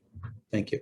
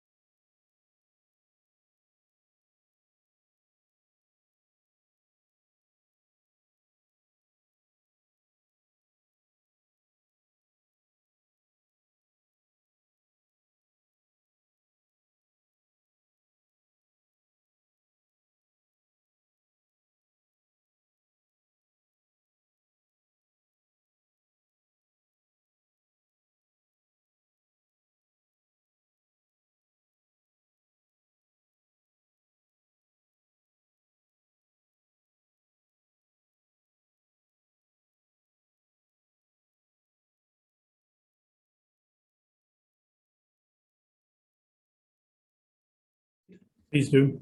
Thank you.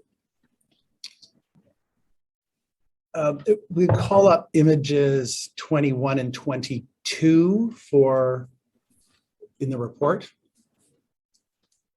This is a section on, a brief section on designing for friction, and I just had a few questions about that. It moves on to the next page, 22. If we could have those both up. And I wonder if just briefly you could explain the effect of the pavement mix design and aggregate selection on microtexture and macrotexture as you outline it in there. Okay, sure. The microtexture part has a lot to do with as we discussed before, with the polishing properties of the aggregate. So to provide good microtexture, typically what we do is, well, what agencies do is to specify some sources of aggregates that are appropriate for use in the surface of the pavement. And so a lot of it has to do with the wear characteristics of that. Of course, to get the macro texture, that's a little bit harder to do, and that's something I think could still be studied. I'm sorry to interrupt. This is the reporter. There is an external noise, a hissing. I cannot understand the witness very well. Hold on for a moment. Thank you, Registrar. An external hissing. What about now? Well, the witness isn't talking, so. Okay, you think it was coming from the witness's end? I'm not really sure. Okay. It's not happening when you're speaking right now. Okay, we'll start again, and if you could jump in and let us know. I think we just left off with Dr. Flint. You're about to go on to talk about the microtexture is a little more difficult. I think you were saying. Okay, is it better now? Yes, it is. Thank you. Okay, sorry about that. I put a reminder and the headphone canceled the noise, so I wasn't hearing it. It's my fault. Mystery solved.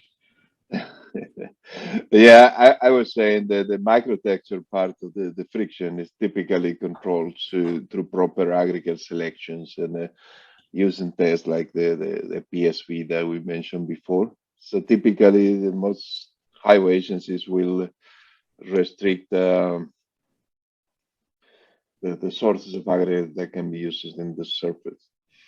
Then for the macro texture part, that has a lot to do with the maximum size of the aggregate. But that's something I don't think we completely understand these properties. Although there's been studies in the past, but it's not something we can control very well yet.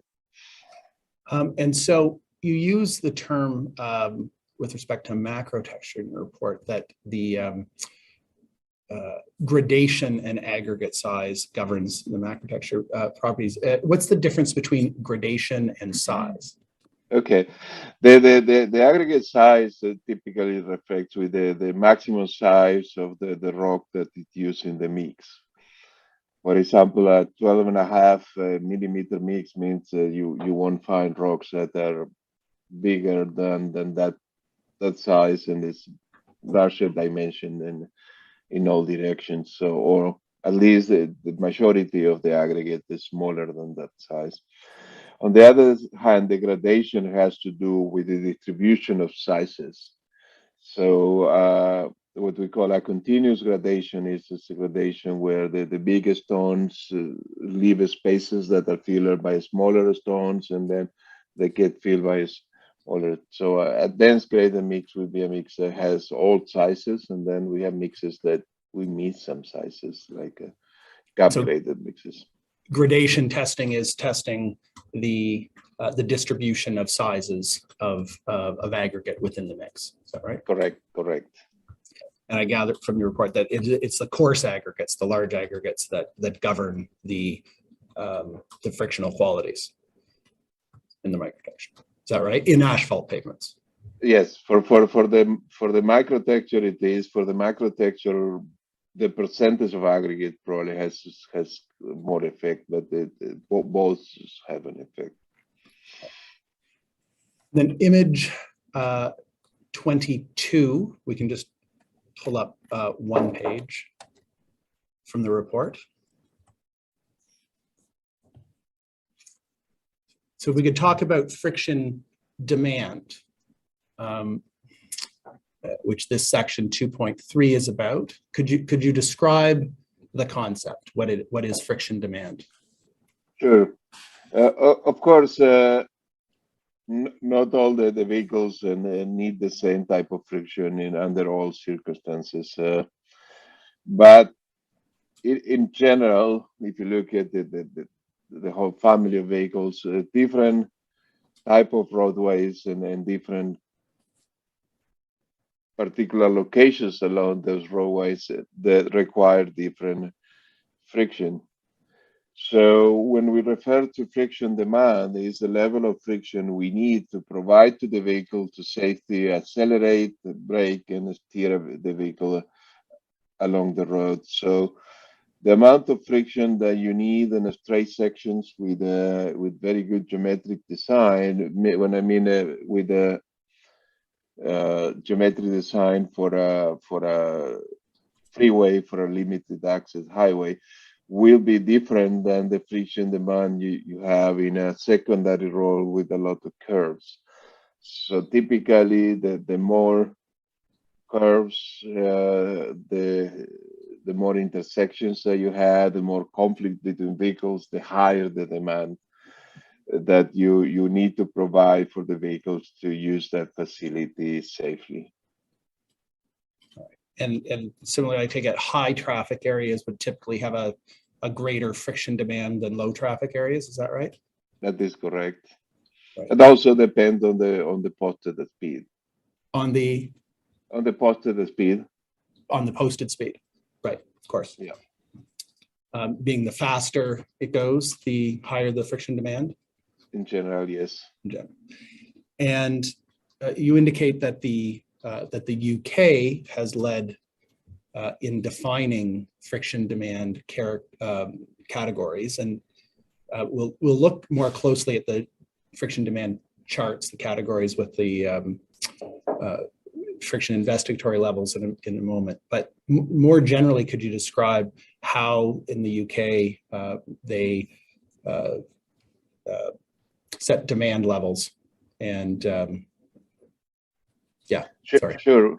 What they done in the UK is similar to what we've done here in the US much more recently. But the idea is what they look at is the statistical relationships between the crashes or collisions and the friction level for different type of facilities, and within these different type of facilities, they separate what they call events, and those events are like sharp curves.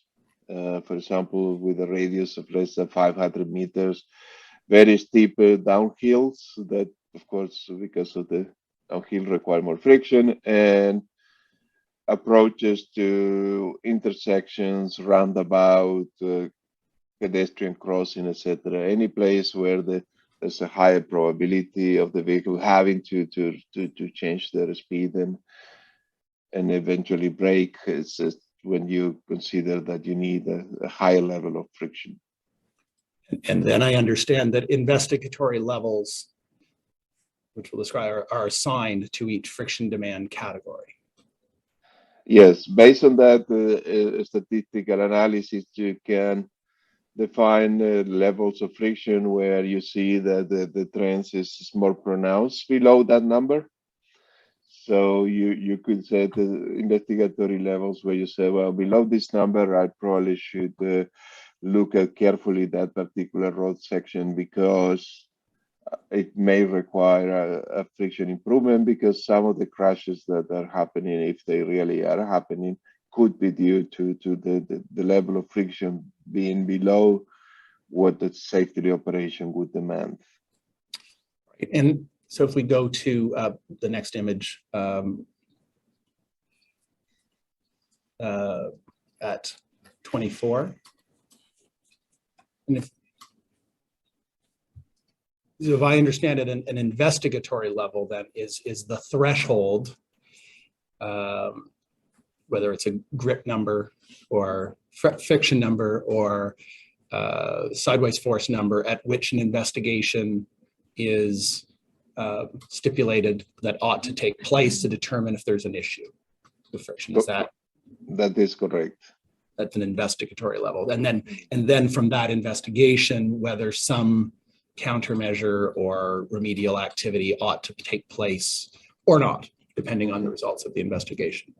Is that right? That is correct. Okay, and I understand from, and if we go back to image 22.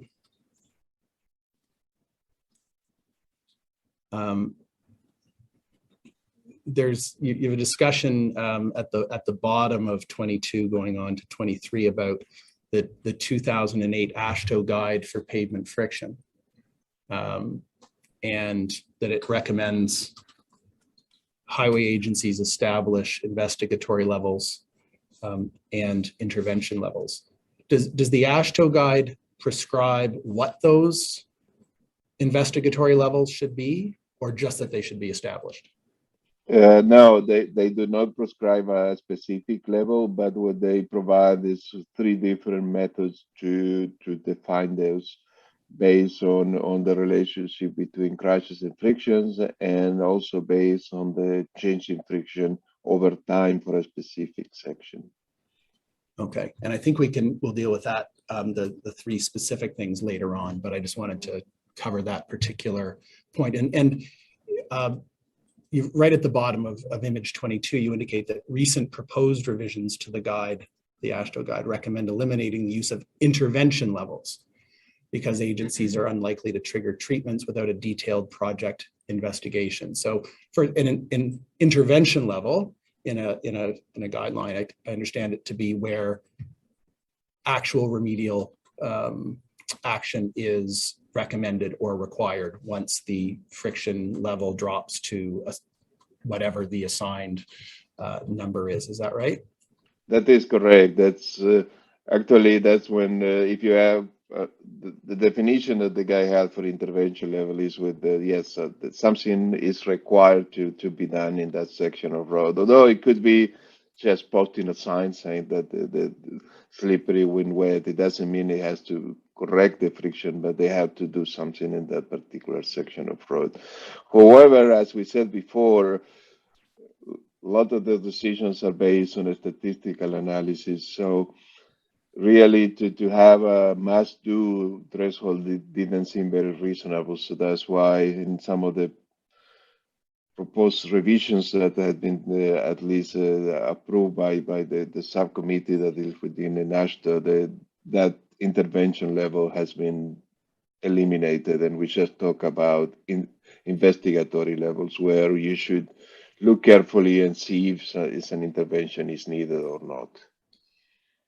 The idea being that the investigation will determine whether or not something is required and what that is. Exactly. Right? Yeah, that's more aligned with practice in the agencies. Typically, we do kind of a screening at the network level, and then when we identify possible interventions at all levels, from an overlay because there's a lot of potholes to a safety correction, as we're talking here. And then it goes to a more detailed investigation to define the actual list of projects that we carry out every year.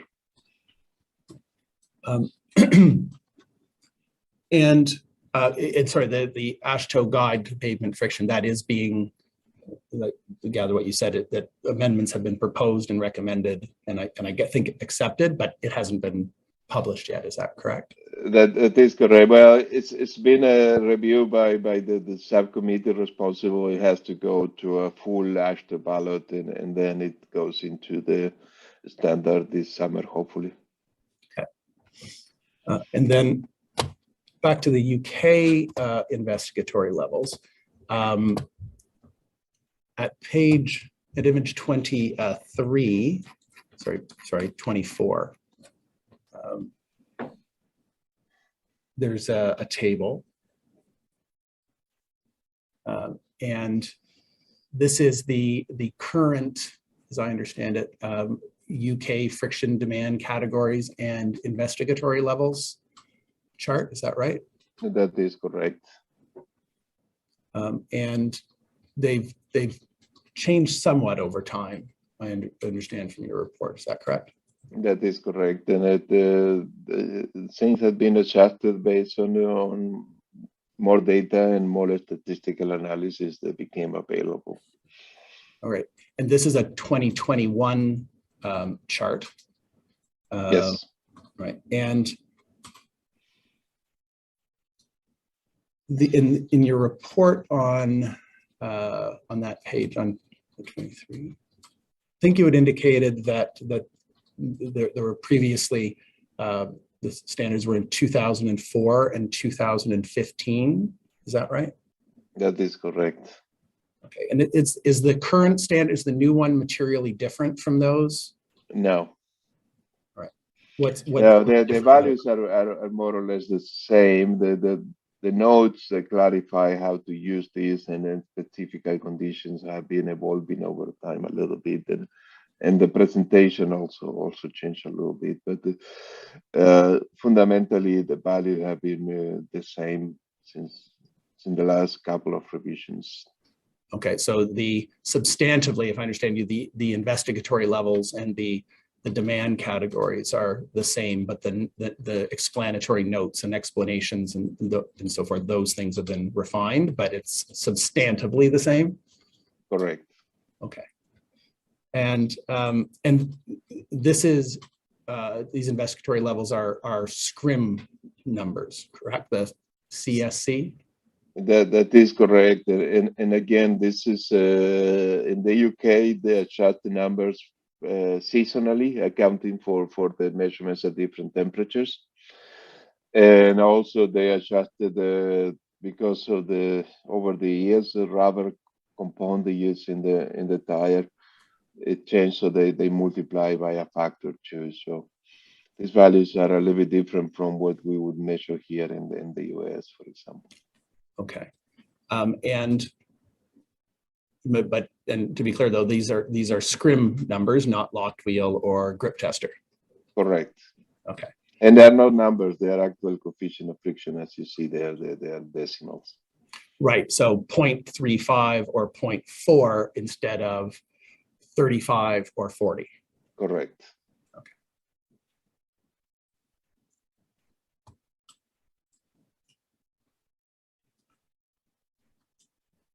And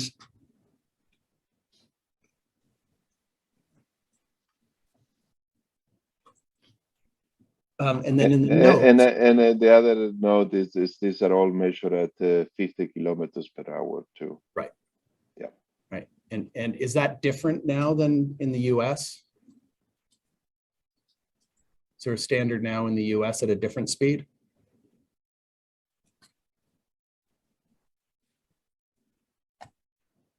I lost you for a second.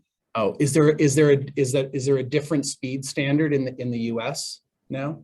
Yes, the standard it's been adopted by AASHTO is to measure at 40 miles per hour, just to be consistent with the local measurements that were done over the years that were also 40 miles per hour. Okay, so so different than the UK standard at speed, but the same as what has been typically done following the ASTM locked wheel standard at 40 miles per hour. Correct. All right, and the key beneath the chart does set out some guidance as to which investigatory level should be used, and I understand that ST is that's the general one that should be used. Correct. And it's if there's some special lower risk circumstances. Thank you. The LR is a lower one that can be used in lower risk situations. Correct. And again, you see that there's a little bit generic, but when you have low traffic or over the years you didn't see many crashes, then you can reduce it and the level a little bit. Right. When you know when you've established as a risk probability is lower, generally speaking. Correct. And then on if we could reduce that and pull up slide 12 in the slideshow. Yeah, Andrew, maybe before we move on, just a comment that this thing is relevant. We mentioned it, but maybe looking at here, you see that in the events where you have the more interaction between the vehicles, the investigatory levels are higher than when you are in a straight road with control access, for example. Right. So, sorry, I did skip over that. If you've got it's one thing if you're in a motorway, which has the lowest ST being the general range of investigatory level at 30. I'll say 35 if that's okay instead of using the coefficient at 35. But if there's a gradient, if we go down to G2, road G2, if there's a gradient greater than 10 degrees, longer than 50 meters, then that increases the investigatory level to 50 or 55 is a range. Yeah, correct. Okay. And then roundabouts, more typically a British thing than at least in Canada, although they exist as well, has a higher, I suppose, understandably, investigatory level. And bend radius as well. I see under 500 meters. Do you know what the distinction is between a motorway and a carriageway in these circumstances? Motorways control access. The other ones are 2 lanes and 4-lane highways, but they don't have control access. I see. Or at least it's not fully control access. Yeah. Is the difference between the M highways and the other 2 and 4-lane highways, the older ones? Correct. Okay, that's what I would have thought. Yeah, the motorways will be the equivalent to the interstate highways here in the US. Mhm. Yeah. And so then if we could, maybe if Dr. Flinch would make sense with the, to expand the slide here so that we can see it better. Mm-hmm. All right, so this is thank you. This is table 1 is what we were just looking at on the report, and table 2 on the right is a 2005 chart, and which appears in the report on page 25, image 25.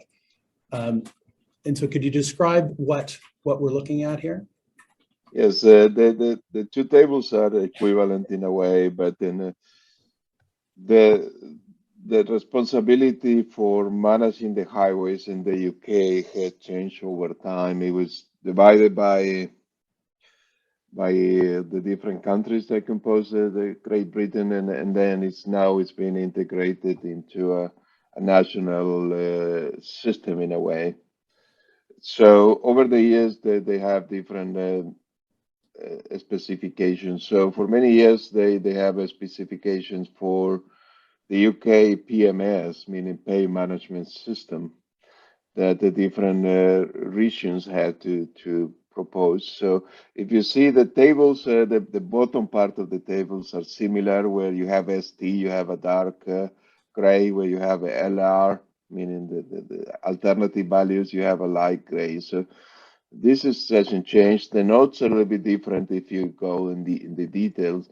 But for some local municipalities and local regions where they didn't have the screen, or they have roads where it was hard to drive with the screen, that is a big truck, they provided alternative grip numbers for this. And again, this is not the national standard. This is just a way to adapt this to the regions. And what they did is to use a factor of 0.85 to convert from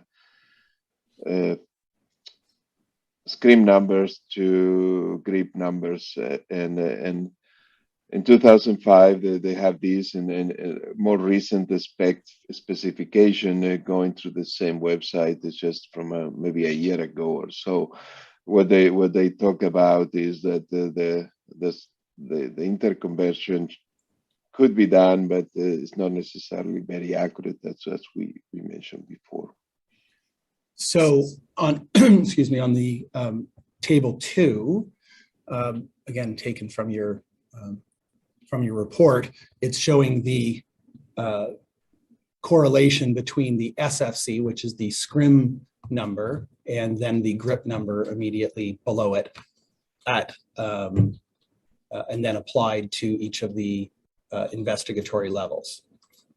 And that's at a conversion factor of 0.85.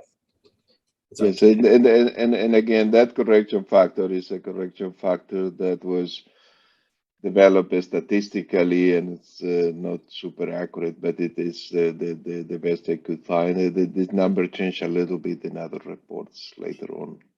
Okay, and then if we could go back then to image 24 in your report.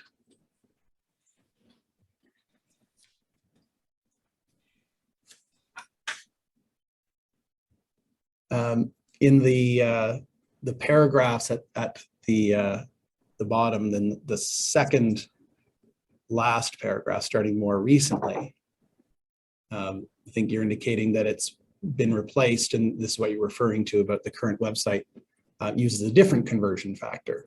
And this is a 0.89. This is the new conversion factor. Exactly, and what they did is the TRL did another comparison between the two equipment with more surfaces and more testing, and they adjusted that coefficient. That's again reflecting what I said before, that the conversions depend on which surface you use to determine that conversion factor.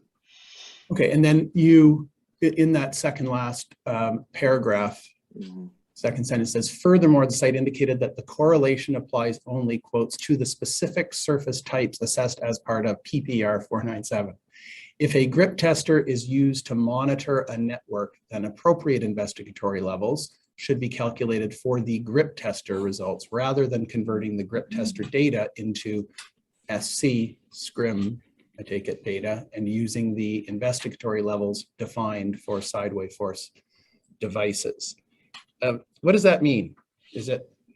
It means that what I said before, that these correlations are kind of approximate. So if you are going to use your grip tester on a regular basis to monitor your system, you should do the statistical analysis that was done for the screen to define if these are the actual values they should be using or not. Right. Come up. If you're going to be using this in depth for your network, come up with your own investigatory levels for the grip tester specifically. Correct. Okay.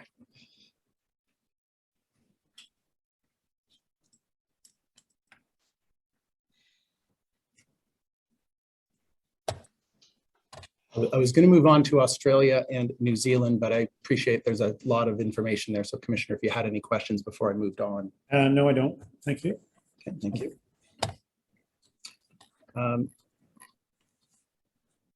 And so at image 24, sorry, 25,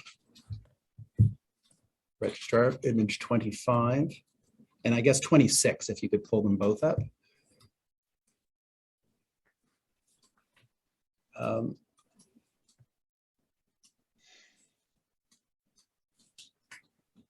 There we go. Thank you.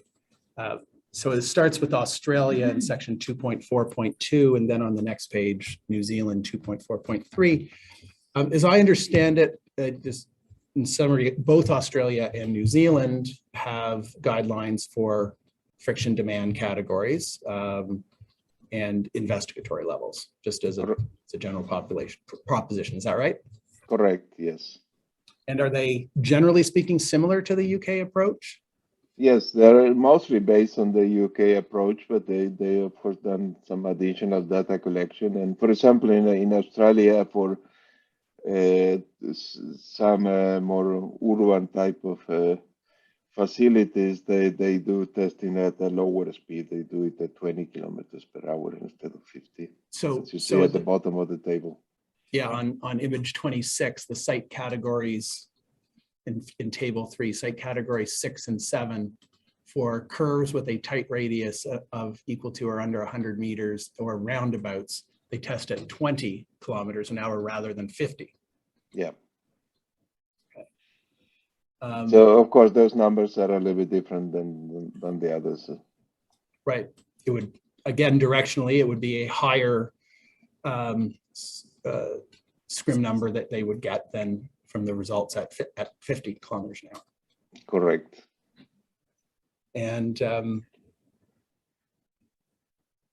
they also seem to have a different, in categories category 2, there's a curves with a tight radius under 250 meters and gradients greater than 5%. Mm-hmm. And greater than 5 meters long. And that's different than I think for the UK standard. Yes, the UK is 500 meters.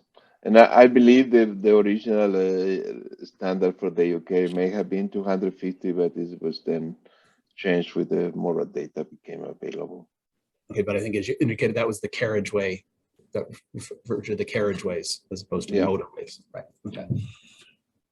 And then New Zealand also uses the scrim. Yes, and I use a similar table. If you go to the next page, 27, I believe it's. Yeah, so we can keep 26 and 27 up, please.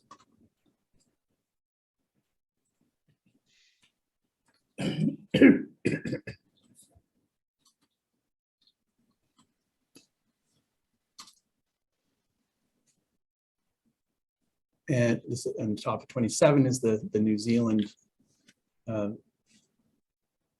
standard, and I see it has a, again, curve requirements. Also, what speed is it done at? I don't think it says it there. It's it doesn't say, but I believe it's 50 kilometers per hour, the standard speed for the screen. Okay. And in addition, they have a macro texture requirement in New Zealand. Is that right? That is correct, and that's in the next page in table 28. Okay, if we could go to there, please. And in that case, they do have what an intervention level here, where they do require corrections if the macro texture is below a specific value. So an actual intervention level, as opposed to just an but as opposed to investigatory level. Yeah, and they call it TLM. TLM is the intervention level. Yes, correct. And ILM is the investigatory level. Macro texture, I guess, is the M. Correct. I see.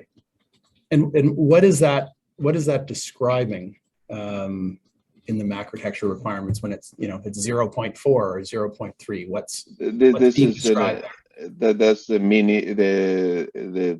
MPD, the mean profile depth in millimeters. Right. So that's not done by the mean profile depth. That's done by a profiling machine rather than, say, the sand patch or bead method. Correct. It's a laser-based system. Laser-based, right.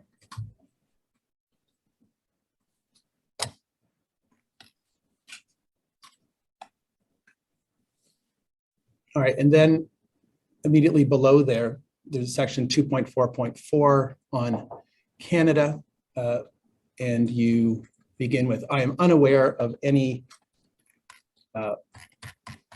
published provincial or national standards in Canada respecting highway friction investigatory or intervention levels, and the provinces have developed different approaches to manage friction. And that is your understanding? Correct.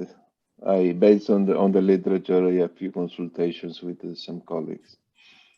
And Commissioner, as I indicated yesterday, and from the agreed summary of pavement friction practices in Canada, that we introduced, a number of individuals from the Ministry of Transportation of Ontario will be called to testify as to MTO practice and policy respecting highway friction management in Ontario, including the MTO's use of approved aggregate sources and the use of the ASTM locked wheel tester and application of results from that testing.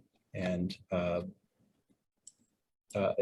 just want to, that document, I had a couple of questions. This is Exhibit 11, RHV 932.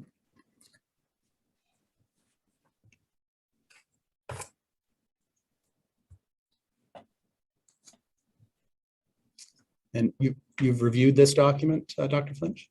Yes, I have reviewed it, and I agree with it.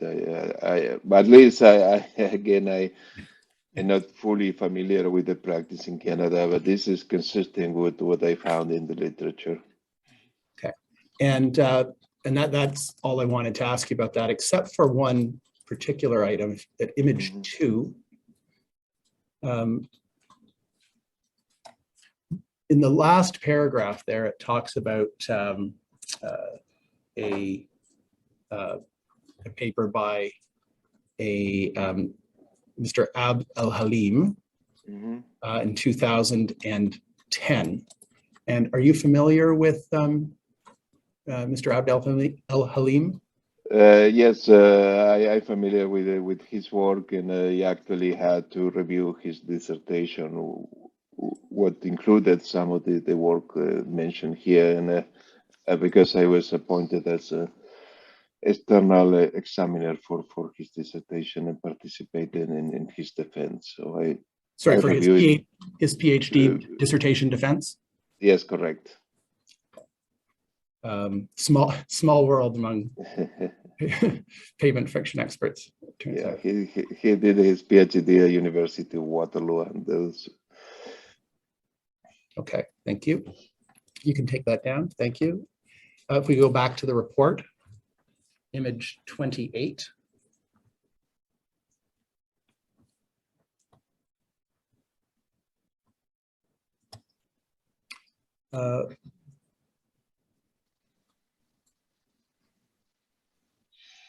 And this is the section on pavement friction management in the United States, some of which I think we've covered as we've gone along. But the first question is it a common practice in the US to use investigatory level thresholds?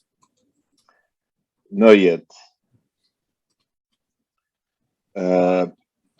Most agencies have some policies, but typically they use maybe a value, and it's not a formal value. It's mostly like a recommended value that they use. Although some do have some values, and those values originally were defined using a log wheel tester, and only considering mostly consider the relationship between wet and dry crashes.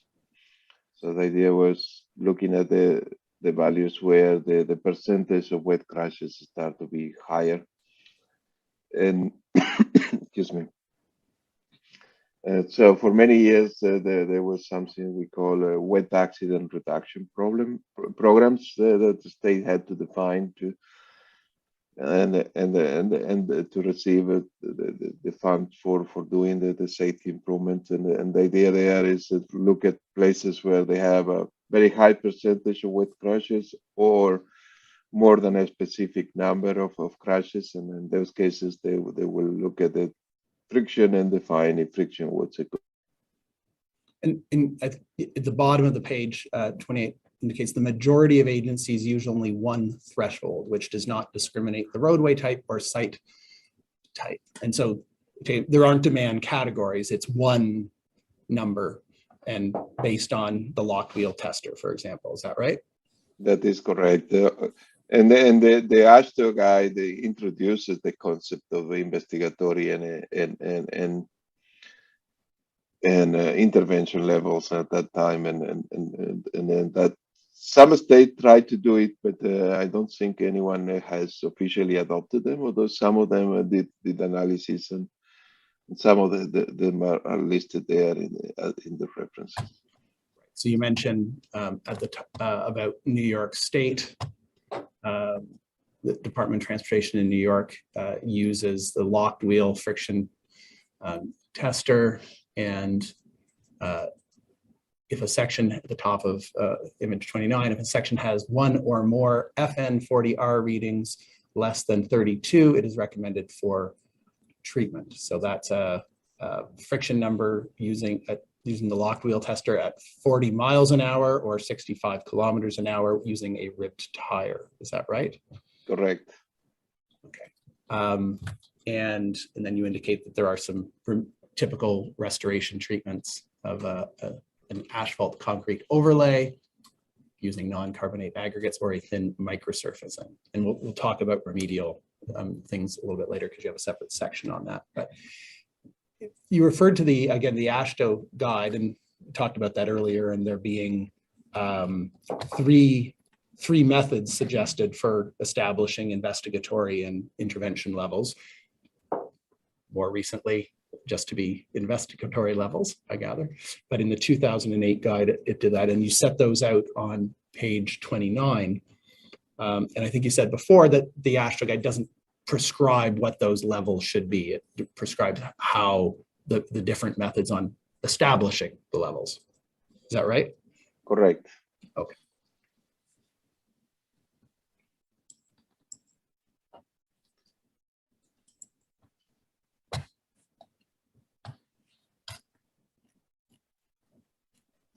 One moment. And on the next page, image 30,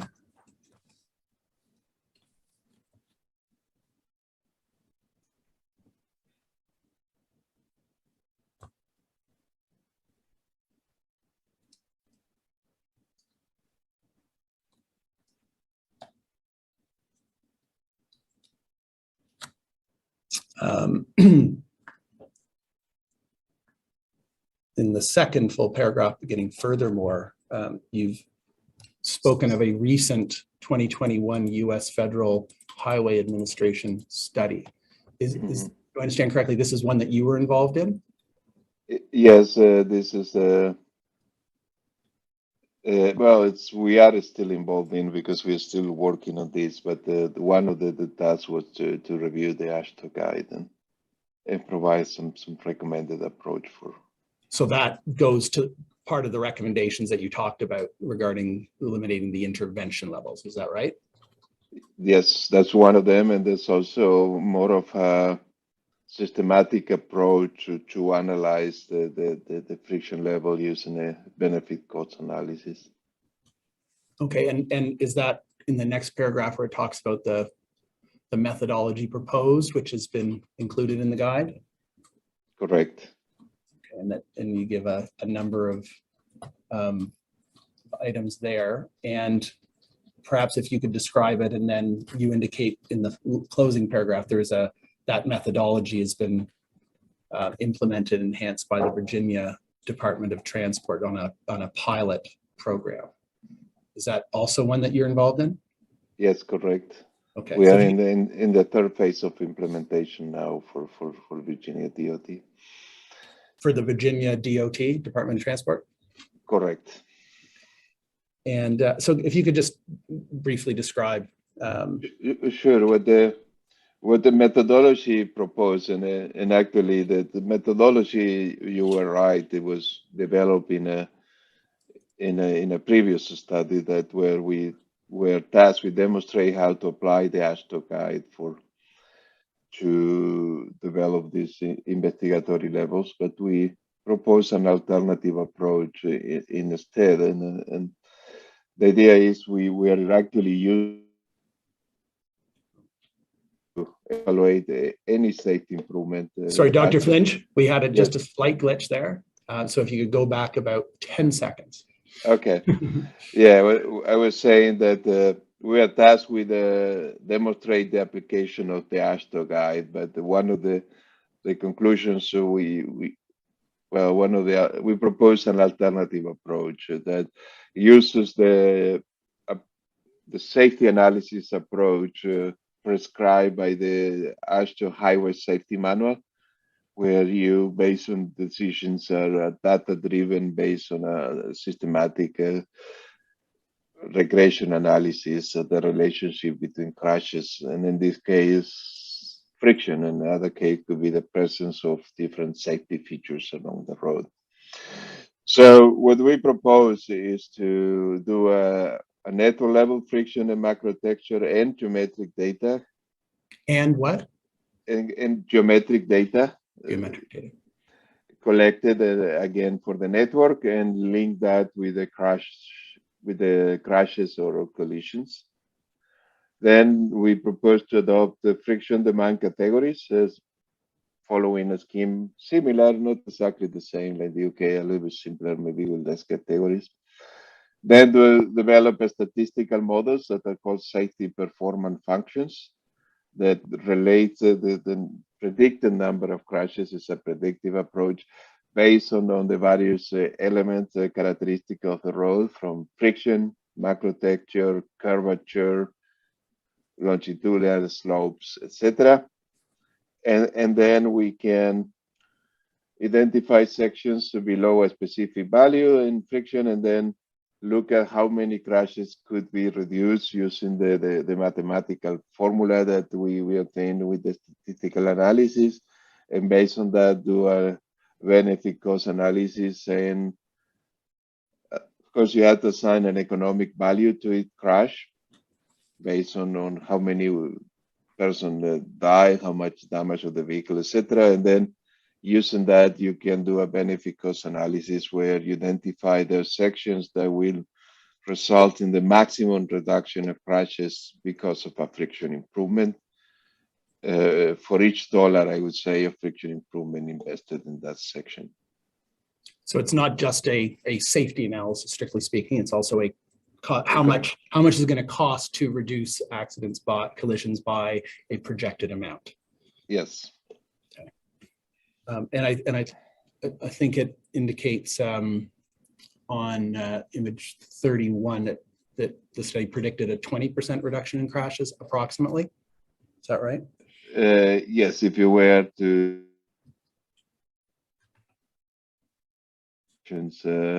sorry, well, you glitched out. You would glitched out slightly again. It was just after I asked the question.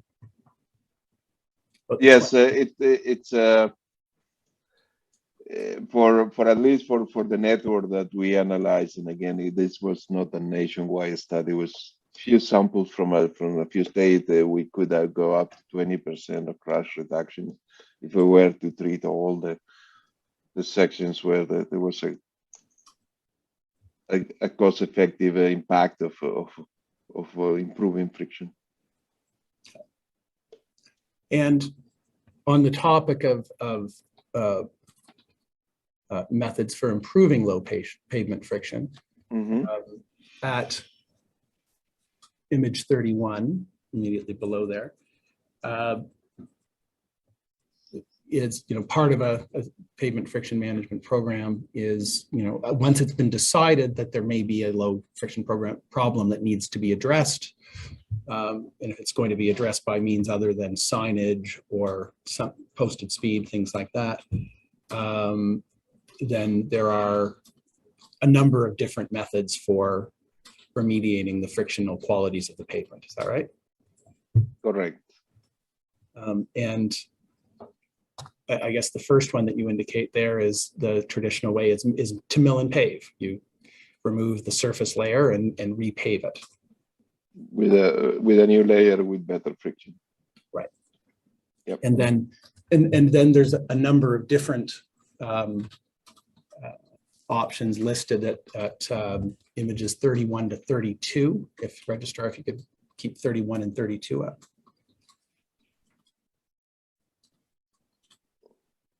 Correct, and this is just a sample of the most common treatments. Right.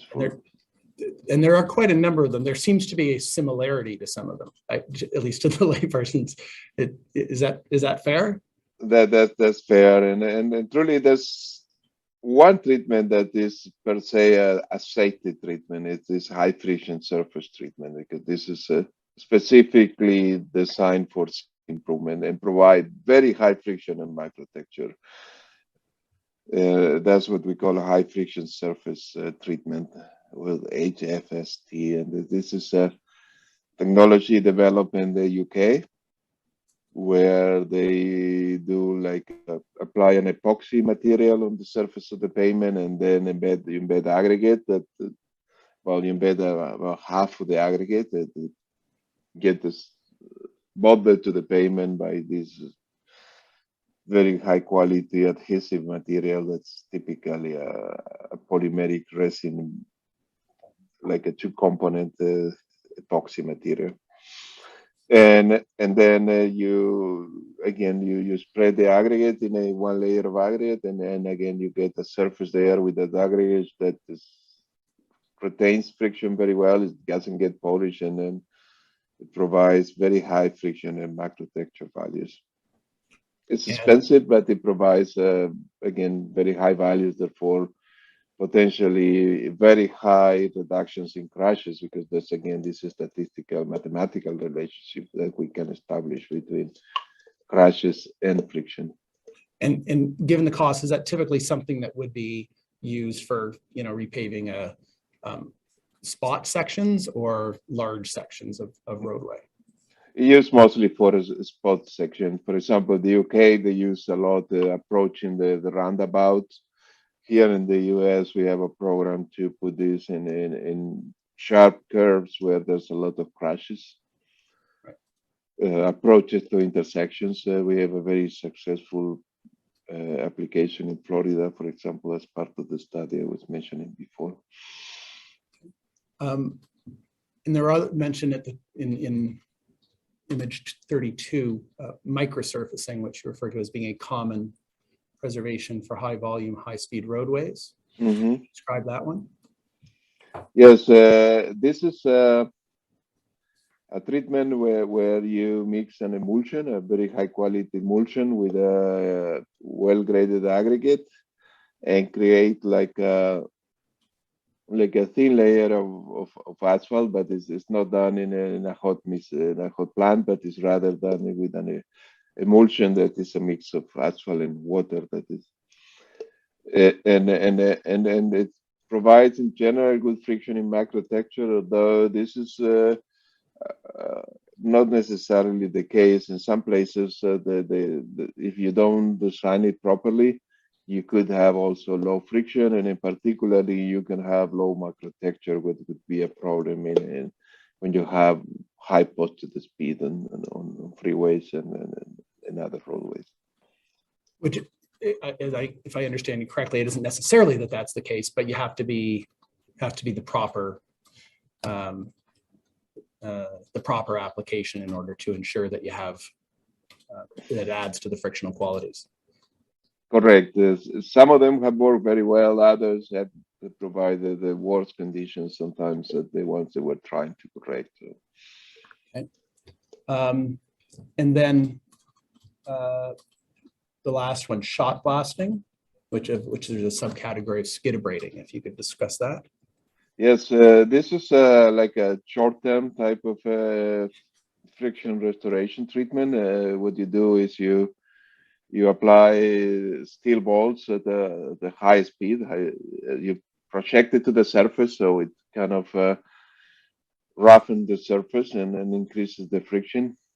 And it's used quite a bit in runways because it helps you remove rubber and oil deposits, as well as kind of breaking a little bit the aggregate on the surface and peeling the asphalt and restoring. So it is a solution that has been trying. It's not used a lot in the US, and it's still a little bit experimental, but it's used more in the last few years. And skid-abrading is just a special way of doing this with a special machine that is patented. Okay. But it is a type of shot blasting technology. I think you said that tends to be a shorter term solution. Is that right? Yes.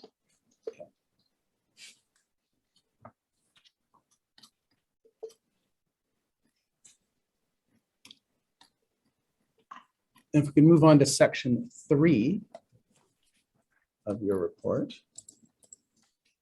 at image 36 to begin with.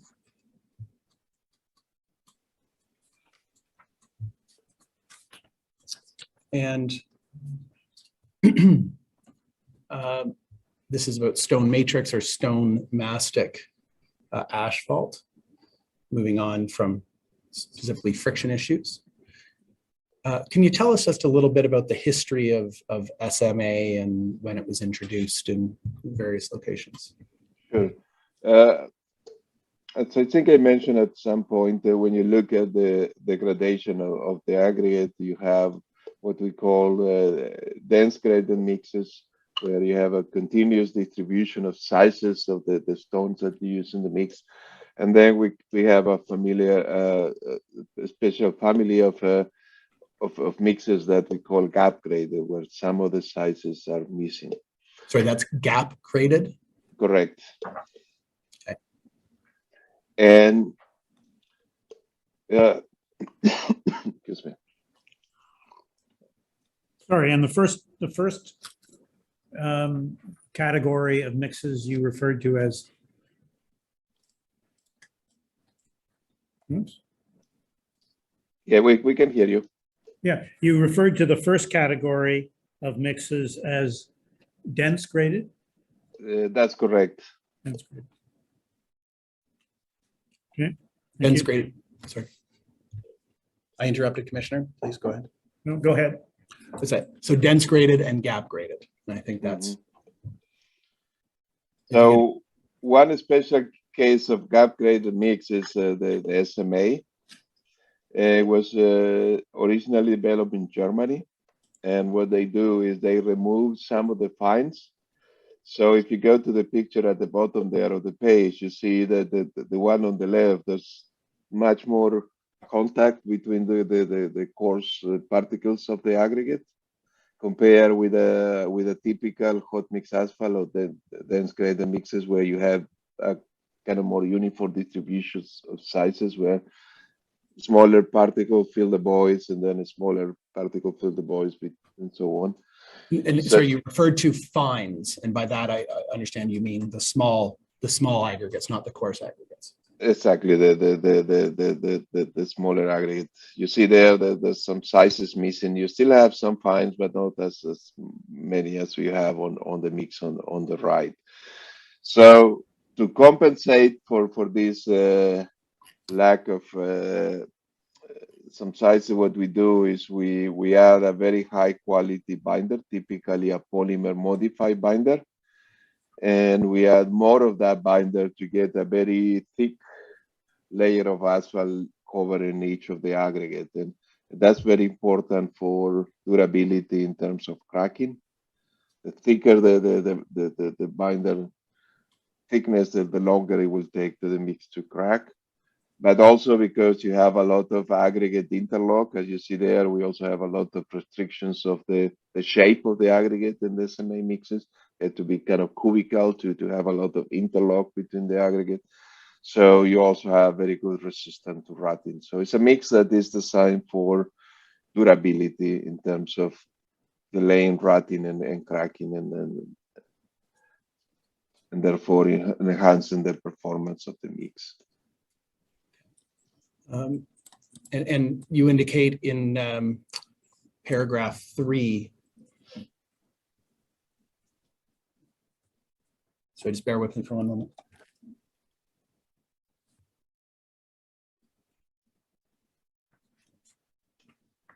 Sorry, in the third paragraph, you refer to the mixture gains most of its strength from the stone-on-stone aggregate skeleton. Is that what you were just referring to? Correct. Okay. And as well in that paragraph, you referred to the SMA containing asphalt AC, which is asphalt cement. Is that right? Correct. Filler and stabilizing agents such as fibers or asphalt modifiers. How does that differ from conventional dense graded mixes? Typically, well, more conventional mixes, they use unmodified binders, although high volume roads, sometimes we use also modified binder. When I talk about modified binder, it's an asphalt where they add polymers to enhance the properties. It goes as a more expensive asphalt, but also has better properties through a wider range of temperatures to control the various stress associated with the deterioration of asphalt mixes. So you have a high quality aggregate, then you have a high quality asphalt. In addition to that, we typically use fibers, and those fibers would allow us to provide more surface area, so we can add more binder, more, in this case, polymer modified binder to the mix. All right, and you indicated it's typically hoped certainly to be more durable, so longer lasting than other surface course mixes. Yes, they last longer and it costs a little bit more, but in general, the studies show that the cost benefit of the amount of life extension justifies the extra cost. And if we go to image 37.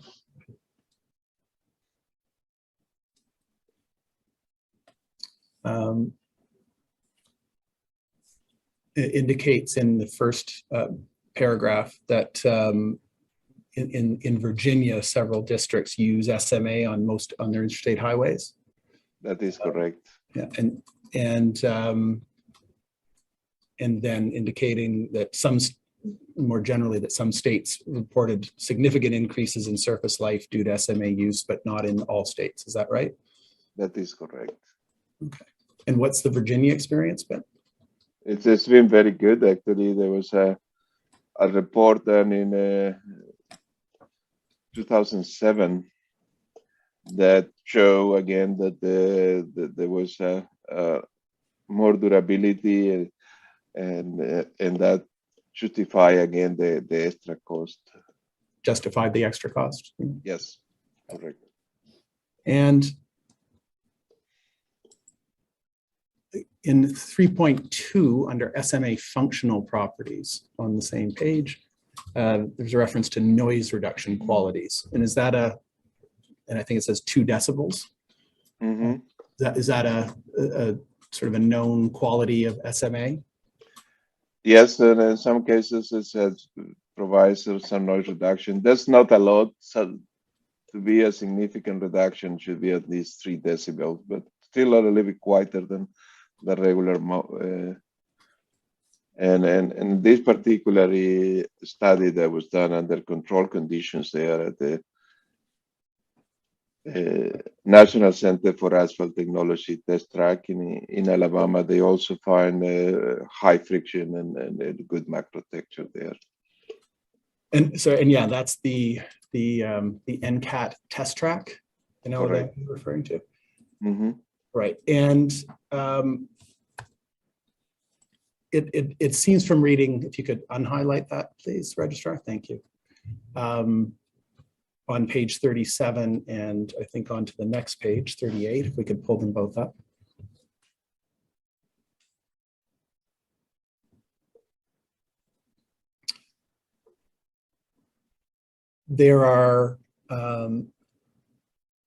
There's a number of studies that you refer to about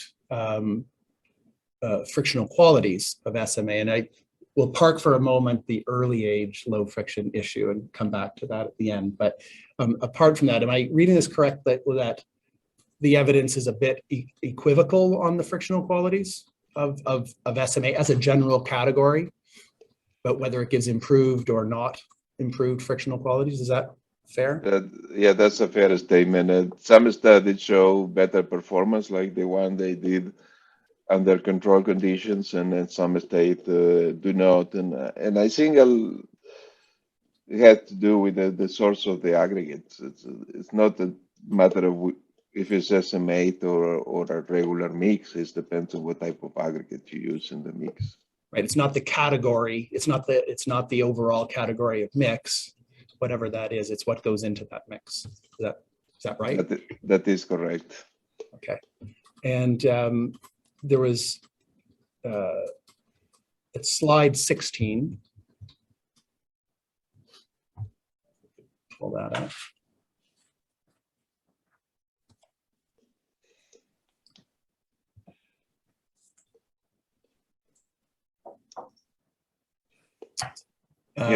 This is from your figure 14 from a study again in Virginia. It's I think marked as DeLeon et al. 2021. Is that another one or one of the ones we've referred to that you've been involved with?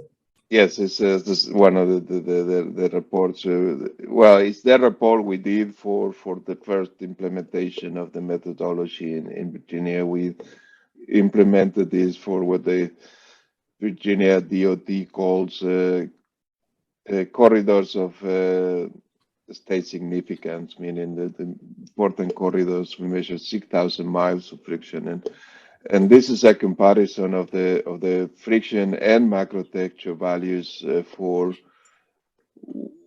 the. Again, this is just for the mixes here in the state, what we call dense graded asphalt concrete, the typical super pave mixes.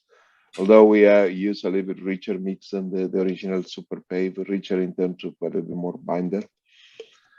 And then the SMAs that are available. And we see there on the left the friction, and you look at the distribution. The SMAs have a little bit lower friction. It's not consistent, and you see that there's overlap between the two distributions. So there's some SMAs that have higher friction than some regular mixes and vice versa. But on the right, they show that they have higher macro textures. So when you balance the two properties, very equivalent in a way. It has a little bit lower friction but the macro texture that is important, the high speed. We use those in freeways and in the interstate system mostly, and not all districts, but most of them use this as the premium mix in a way, the high performance mix to reduce the cycle of mill and replacement. So you see there, there's a little bit higher friction, lower friction, but a little bit higher friction than the typical mixes. A higher macro texture. Sorry, higher macro texture. I'm sorry. Yes. And just to be clear on the left-hand chart, SFN again, this is a sideways friction measurement by the scrim is what's being measured for the friction measurement. Not the grip tester, not the lock bill tester. Correct.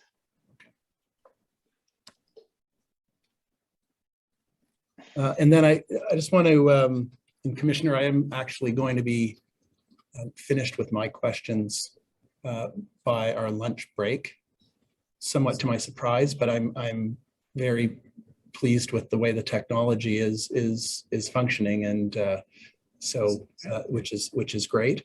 Well, what I was going to suggest was maybe we might, before you finish, it might be useful if we had a break now for two reasons. First of all, to determine how much time each of the other parties, the participants, will require, but also to have a short discussion internally about one or two other questions which I have. Absolutely. So what I would suggest is I would just deal briefly with the early age SMA low friction issue, and then just adjourn it then for those purposes. Sure. That works, Commissioner. Okay, so at image 38,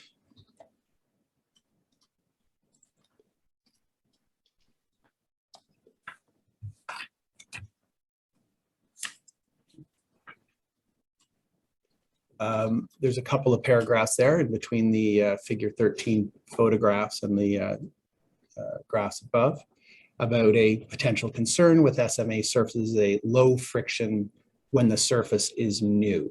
And if you could just describe, we will be hearing from MTO witnesses about the experience in Ontario with that, but if you could just describe that that briefly. Sure. One of the characteristics of SMA, as I mentioned before, is a very thick asphalt binder covering the aggregate when the so to enhance the durability and in terms of cracking. So when you build this, of course, you mix the aggregate and the binder in a plant. So the aggregate is all covered with binder when you just place it on the road. So typically that happens with every mix. You have a very black pavement that is a slippery, more slippery than it will be in a few months when you just place it. So over time, the trucks and the cars peel off that binder from the aggregate, and then you have the aggregate exposed, you expose the microtexture, and then the friction, the long-term friction reaches the peak, and then the aggregate start to polish and start to go down again. When you have SMA, you have a thicker binder, so it takes a little bit longer for that binder to peel off from the aggregate. So some agencies are concerned about that. So they, in some cases, they do apply something that's called gritting. Sorry, that's gritting? Yes. Sorry, go ahead. And what it is as soon as you place the material, when you're rolling it, you apply sand on the surface. So you create exposed macrotexture because of the sand that you apply, and then you compact that sand into the pavement, and that provides higher initial friction and macrotexture. So it's kind of a short-term treatment to correct for that early low friction issue. Right, and then there's just a couple of photographs on there, and it's, if I understand you correctly, that this gritting is done at the time of the initial application of the placement of the SMA. Is that right? Yeah, during construction. After you place it, when you start compacting, you place the sand, and then you do your compaction on the sand. So the sand get embedded in the mix and just expose part of the stone. Okay. I think that would be a good time for break, Commissioner. Subject to your direction. Good. And so if in a moment, the registrar, I will ask this time that everyone go to their breakout rooms instead of being forced into separate rooms. And we're a little bit early for lunch, but we're moving along well. So I guess the first question, Commissioner, is normally we're 1 to 2:15 when you would like to resume. And let's keep to our 15 minutes, just to 10 past 2. 10 past 2. Sure. Okay, thank you very much. And if council for the participants could confer and consider if they have questions and how they would like to divide their time. And then we can have a discussion about that perhaps when we come back. Good. Okay. Thank you.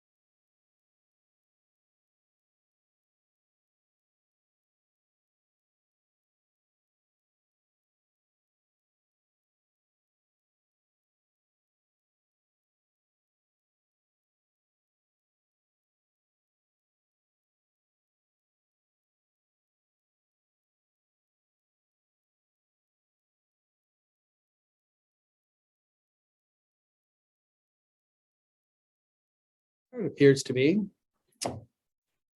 May I proceed, Commissioner? Yes, please do. Thank you. Just a final short series of questions before we turn it over to Participants Council. Dr. Flinch, it's not in your expert report, but given your expertise and you're here, thought we were hoping you could assist us. Are you familiar with perpetual pavements, also known as permanent pavements? Yes. And you could just briefly describe what they are, what the concept is?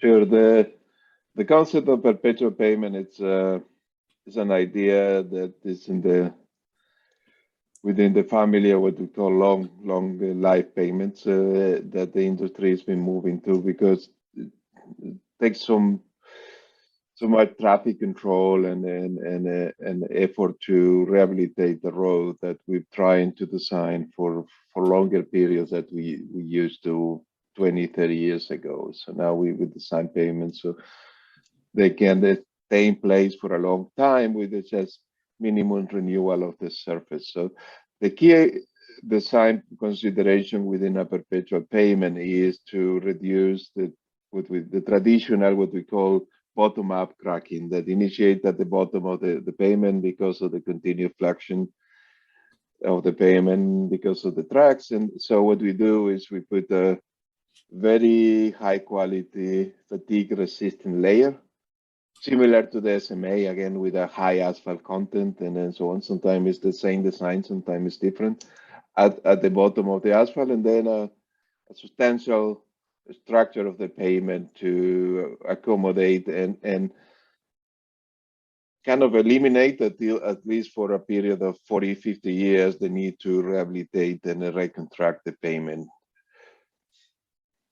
So to overall extend the life of the overall pavement before a complete reconstruction has to take place. Correct. Okay. And of course, like with any other pavement structure, there is a surface course in a permanent pavement structure. And is it also expected that the surface course will, I know it still has to be milled and from time to time, but is it expected that the surface course will also last longer, or is that in a permanent pavement structure than in a traditional pavement structure? That's that's hard to tell. It depends on the structure, I would say. Of course, when you build a stronger pavement, that you expect the whole pavement to last longer because the stresses and the strains will be that develop when you load it will be lower throughout the pavement. But also there's some other type of distress and aging of the materials and so on that not necessarily relate with the structural performance of the pavement, but more with the functional performance. So I would say that you probably will get a little bit of an extension, but it's not the main purpose of designing a perpetual pavement. When we design perpetual payments, we design it knowing that we'll periodically have to replace the surface layer. Okay, thank you very much. I do not have any further questions. Subject to any questions the commissioner has, I don't have any, thank you. And we can turn it over to Participants Council, who have discussed time allocations, and who's going first? Ms. Roberts, the city? Yes, so the city of Hamilton will be starting off, and we shouldn't be taking more than about 15 minutes of your time. Good afternoon, Dr. Flinch. Good afternoon. I've just got first of all, a few questions to ask you about some of the different countries that you spoke of this today, as well as in your report. And I know you've addressed friction management in the US, the UK, Australia, New Zealand, and I believe you also mentioned Germany. And I just want to know, when you're referring to the friction management programs in those countries, are you talking about standards that are set and applied on a national level? Mostly.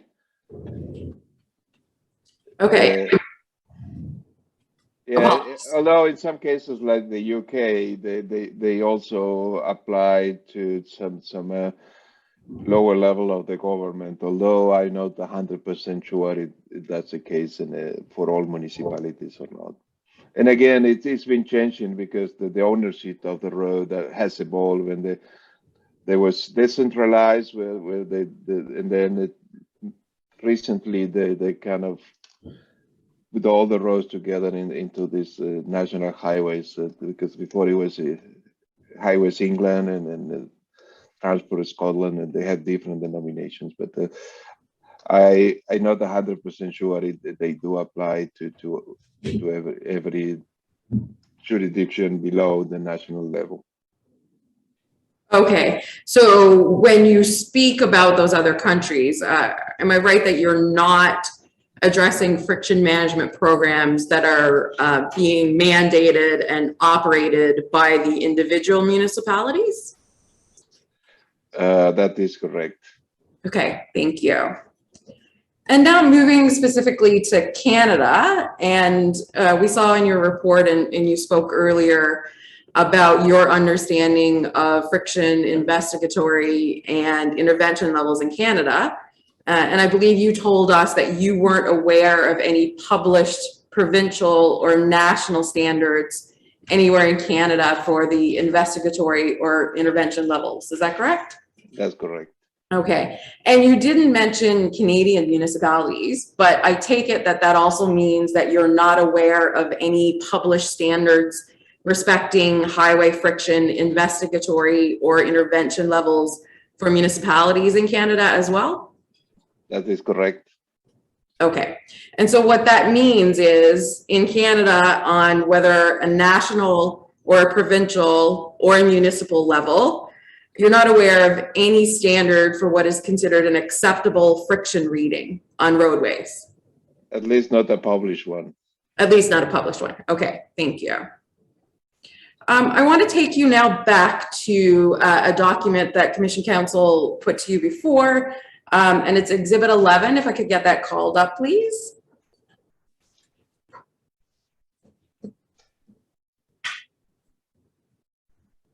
And just while we're waiting for that, for the registrar to call that up, this is the agreed summary of pavement friction practices in Canada document.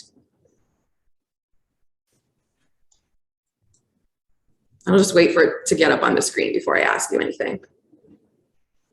Sorry, do you mind just giving me the doc ID for it? It's RHV 932.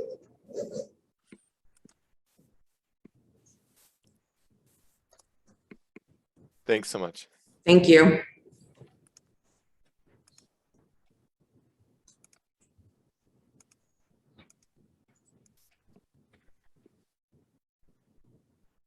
Okay, here we go.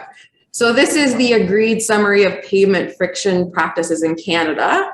And Dr. Flinch, if I heard you earlier correctly, I understand that this document reflects your understanding based on the literature and consultations that you've had with some colleagues with respect to pavement friction practices in Canada. Is that correct? That is correct, yes. Okay. And so I just want to take you through some of the content that's found in the document. And we're looking at page 1 right here. And if I could call out on page 1, the second paragraph under the first heading. Yes, that one.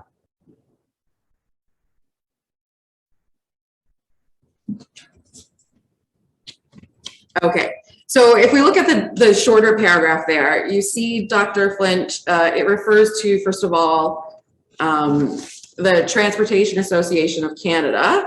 And we might have to, sorry, zoom back out just so you can see the footnote on that one. Apologies.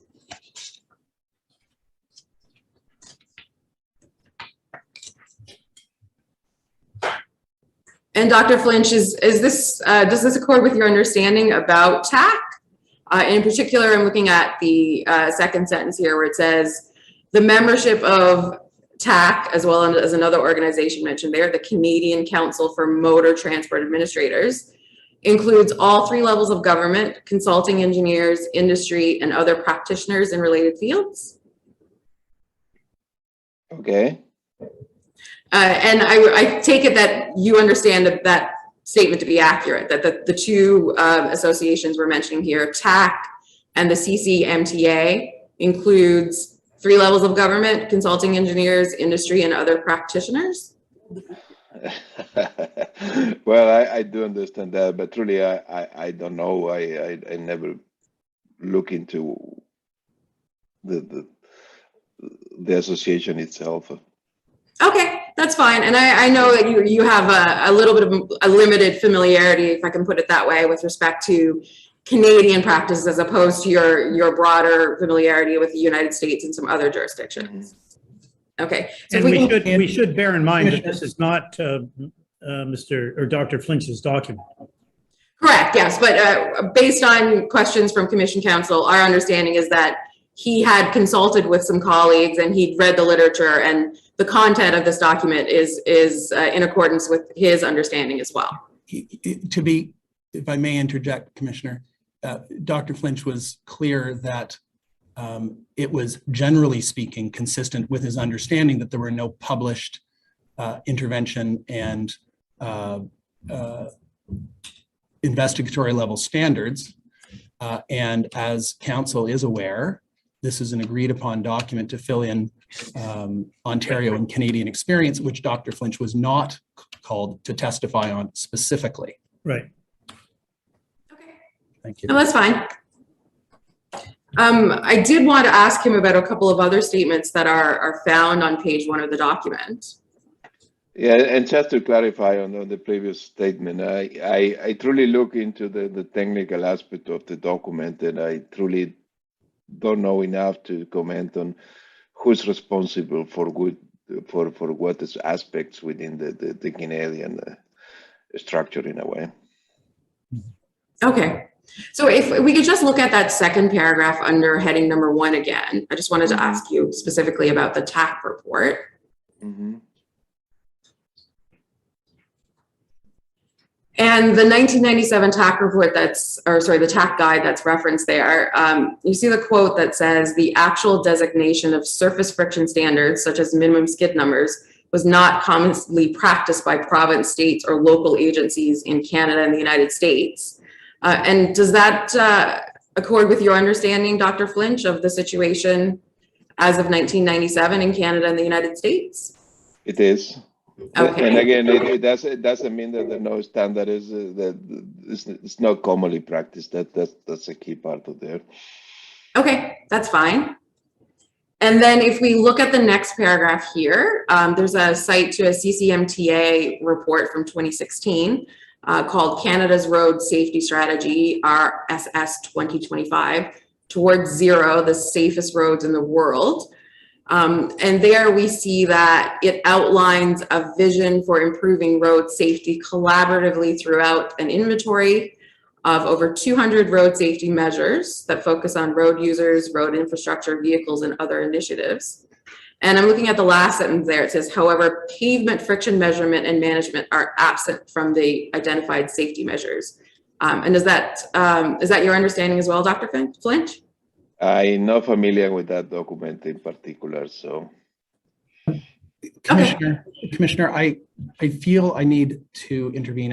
Again, Dr. Flinch has said that he's not familiar with all of the details, and it appears that counsel for the city is, I don't know, if she wants to read this into the record, which it is already in, we can do that. But I don't understand the purpose of putting the specifics of this agreed upon document, agreed to by the city and the MTO and the other participants, to Dr. Flinch. We can do it, but. Well, I know Commission Counsel, you took him to the document, so I thought it would also be open to the participants to take him to the document as well. I mean, to the extent that he is familiar with it, we'll get his information. To the extent that he's not familiar with it, I still think there's value in asking about the specific statements that are included in here. Well, I'm going to let you continue, but appreciating that you should be asking whether he has any familiarity with the statements, with the documents from which you are extracting these statements. I suppose if you're going beyond this, you're really going to be talking mainly about MTO practice, are you not? That is what the next section of the document goes to. Yes, I did have a couple of questions about his understanding of MTO practice as well. But well,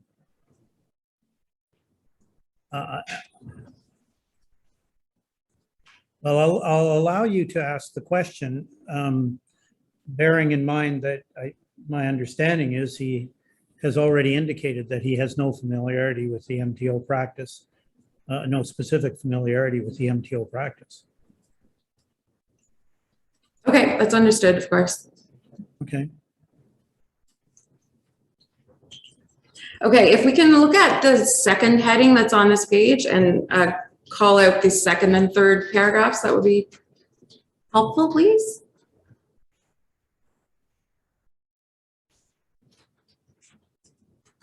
And Dr. Flint, I just wanted to ask you, based on your consultations with your colleagues and the literature searches that you were reviewing, is it your understanding about MTO that they are responsible for construction of and upkeep of provincial road networks and associated civil infrastructure?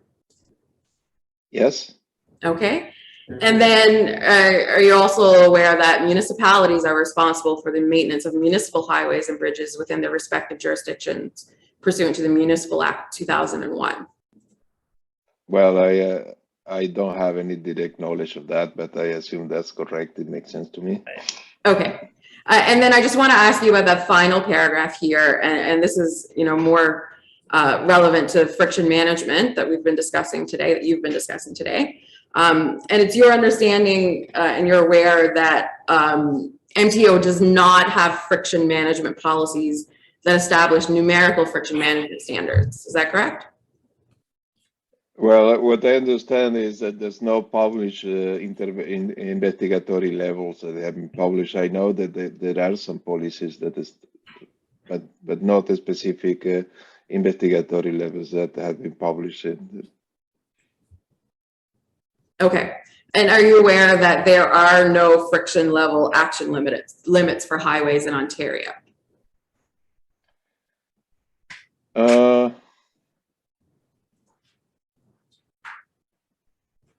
Again,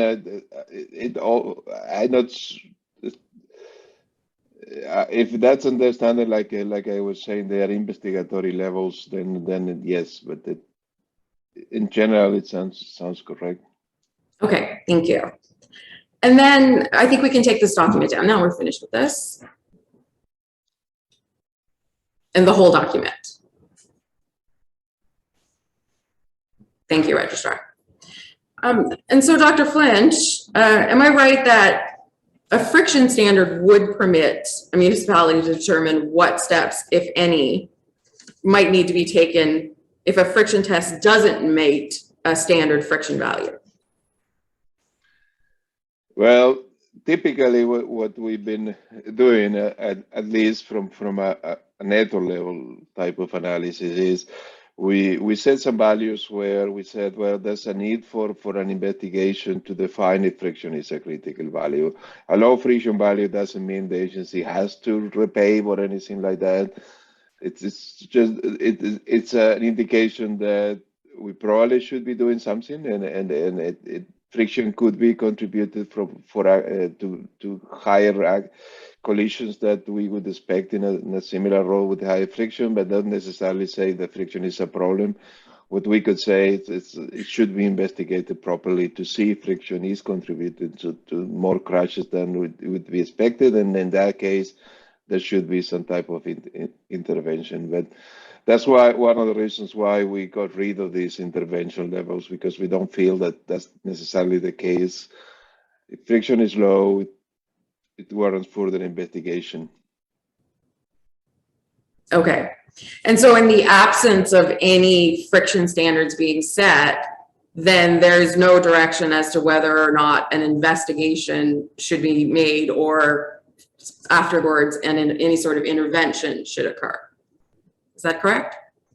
Well, there is guidance because you can tell with friction is lower or higher than the rest of the network, for example. So you could still make decision even if you don't have a written policy, and you could investigate if needed. Okay, but you're not aware of any municipality in Canada that has any sort of written policy that requires the investigation or intervention based on a measured friction value? I'm not aware, but again, I don't have a lot of knowledge about what the municipalities in Canada do. So Okay, thank you. And on to a different topic. You spoke earlier about curvature in roads and cornering and sort of the friction considerations that are part of that context. And if I understood you correctly, it's your opinion that curvature is a factor in the amount of friction that's required when you have, I guess, braking around a curve in a road. Is that right? that is correct. It's curvature and super elevation. Both of them play a role, and of course, there's some equations that relate all three. And I think somebody else will testify on that later in the proceedings. So. Okay, and am I right that speed is also a factor that affects the amount of friction that's required on a curve? Correct. Okay, and then the greater the speed, the greater amount of friction is required. Is that how the equation works? Correct. Okay. Moving on to something you spoke about towards the end of your testimony earlier. We were talking about SMA, and I want to take you actually back into your report. If I could get that called up onto the screen. I'm sorry, I know it's Exhibit 13.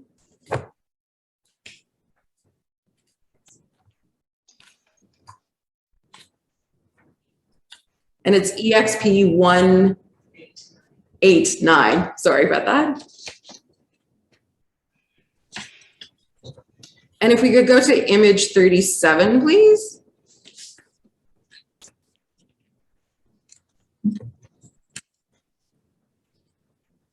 And could I have the first paragraph called out, Registrar, please?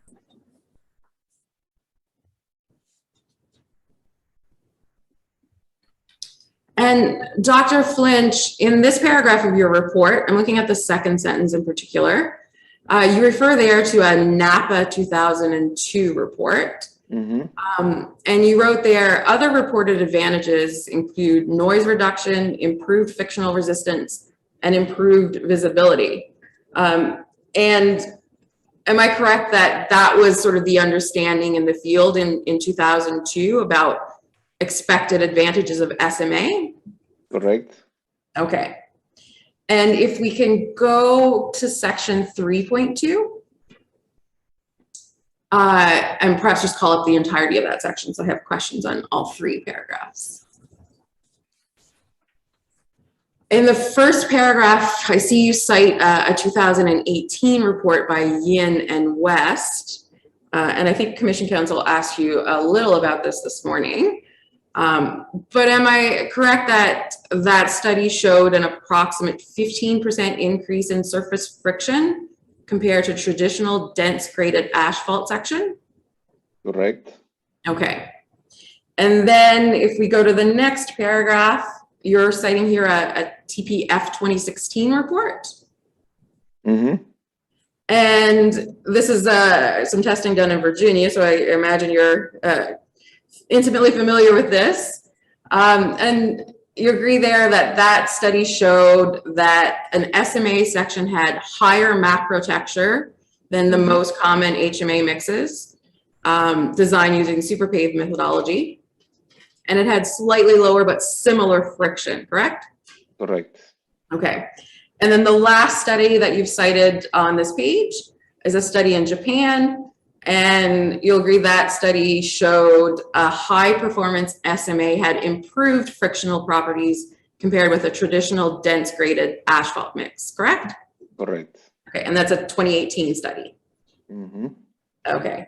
And Commission Counsel asked you earlier, the question was whether the evidence is a bit equivocal about whether SMA gives improved frictional properties.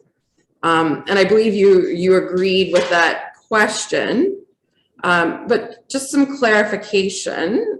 Am I right that the equivalence or comes from the source of the aggregate, so that essentially you have to look at the rocks that are in the mix and that affects whether the frictional qualities are improved or not.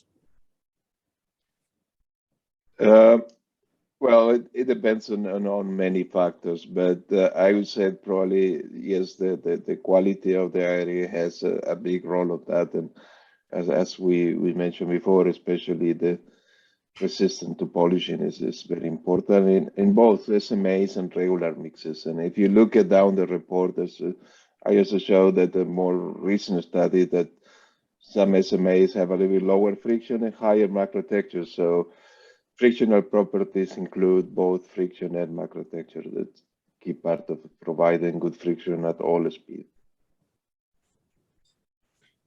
Okay, so if you have a source of aggregate that gives acceptable, does that mean that SMA is expected to have improved frictional characteristics?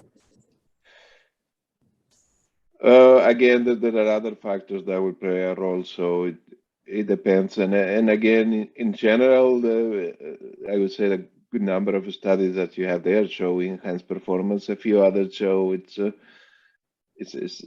not as good. And again, I don't think it depends on the type of mix. If it's an SMA or dense graded, it depends on the whole spectrum of materials that you use to produce a mix. That was my point. Okay, so you can produce SMA with very good frictional properties, and you can produce dense graded mixes with very good frictional properties. Okay, and I think you said there's a good number of studies that show that there is an enhanced performance with SMA. Correct. Okay, thank you. Okay, those are all my questions. Thank you, Dr. Flinch. Thank you.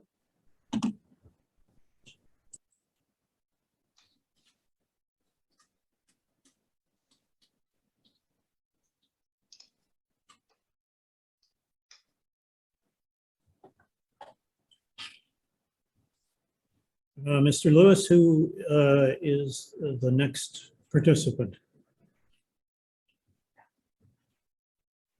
We have lost Mr. Lewis. Sorry. Next participant's counsel is Ms. Roberts, counsel for Golder. Okay.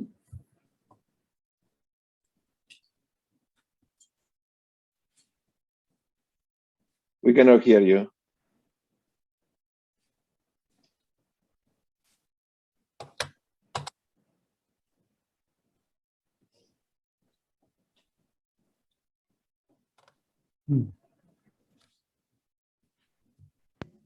Can you hear me now? Yes. Yes, we can. Oh, my heavens, how terrifying. Okay. Sorry. Dr. Flinch, Commissioner, I am counsel for Golder, Jennifer Roberts, and just to be confusing, you have two J. Roberts. I'm going to stick with my questions from your report and allude at times to the asphalt guide, which you also reference. I want to take you back to the beginning of your report and talk about some generalities.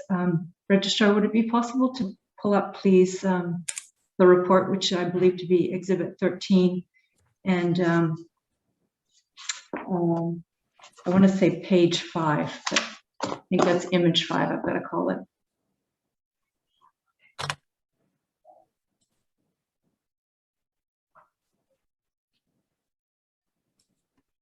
Thank you. Now, Dr. Flinch, you gave evidence earlier about the importance of friction as a component in road safety, and you've alluded through the day to other factors, and we've talked a bit about speed, but I just want to go to some features that you've referenced that I think warrant some more detailed explanation. So in considering other factors which are influential in frictional performance, would you include such features as horizontal alignment? Yes. Okay, and that would be the tangents and curves on a road, and particularly the curves, I take it. Correct. So the higher frictional demand, the tighter the radius of the curve and the complexity of the curve. That's accurate? That's correct. All right. And the same with a vertical alignment, that is the up and down of a road, the gradient changes in a road. That's also an important factor in frictional performance. Yes, especially the downhill part of it. Thank you. And we've got reference, and I know Ashto, and you allude to it, is alludes to frictional performance affected by traffic volume composition. I take that's trucks and just mixed traffic.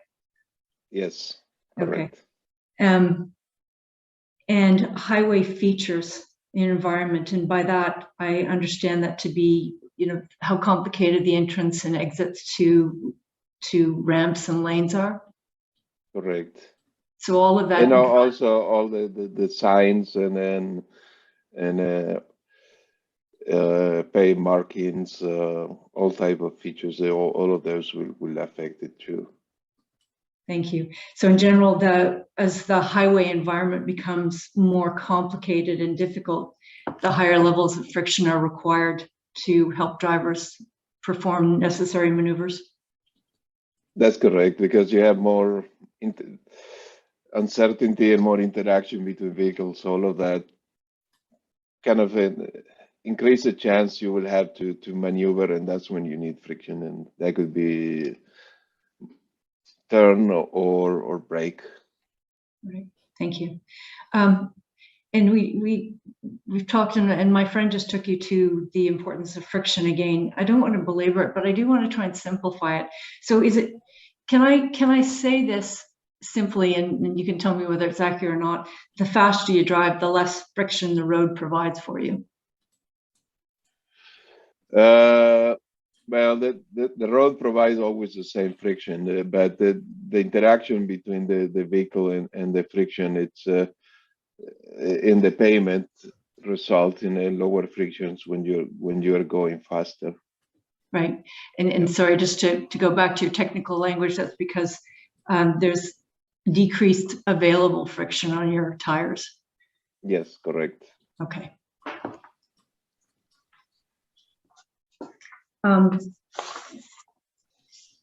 Commission Council took you through earlier this morning to pavement friction management, and I just want to circle back to that point, because you went through sort of the interaction between the consideration of assessment of friction, assessment of accidents, and if I bring in the issues that we just talked about alignment issues, traffic, highway features, do I take it that a comprehensive and collaborative assessment of pavement management requires an evaluation of all of those factors? That is correct. Typically, we, as I was saying before, we use friction as a screening tool, and then when the friction is low, we typically trigger some type of investigation that considers all those factors that you mentioned. Right. In addition to others too. And by others, you would include what else? Again, the type of signage that you have, the quality of the pay markings and things like that. So quality pavement markings, that's like how clear the lanes are, demarcation of the lanes? Yes, correct. Whether you can see them at night. And when you can see them when it's raining and so on. Right. Yeah. And just to change the language a little bit, am I right in translating it that a safety evaluation of a highway to be comprehensive and collaborative would include an evaluation of the accidents, the friction values on the road, as well as the geometry and the other issues that you've identified, the other factors, I should say more accurately? Correct.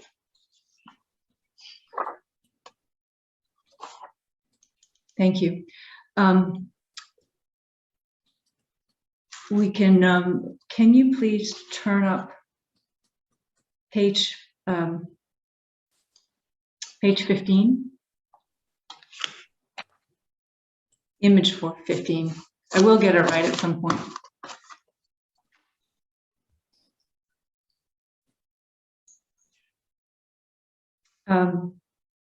Okay, so I just want to go to another topic, and this is again, you talked at some length about it, and this is designing pavement for good frictional characteristics. And you started with the point that choosing the aggregate is the predominant factor that determines frictional performance for asphalt surfaces. And then you took us through a number of tests that are used, that are indicative or used in order to try and establish an anticipated good quality. And those are micro Duval, LA abrasion, and you also talked about the polished stone value test. I won't go into detail, but am I to understand correctly that the AASHTO in fact publishes what are good property ranges for good friction performance, or typical property ranges for good frictional performance for these tests? I don't think we have a specific standard to say that, but the AASHTO guide mentioned some typical good values for those, I believe. Okay, and this may be too much of an imposition on your memory, but your polished stone value, if I were to suggest to you that AASHTO said that it was polished stone value, a typical property range for good friction performance was between 30 and 35. Does that accord with your recollection? I don't remember by memory, I'm sorry. That's fine. It was a little bit much for of a memory test. I apologize. I just want to ask another question. So we've talked about PSV. Are you familiar with a test called the polishing by projection test? No, I'm not. The CPP test, I think it's just the abbreviation. No, I'm not. I'm sorry. Correct.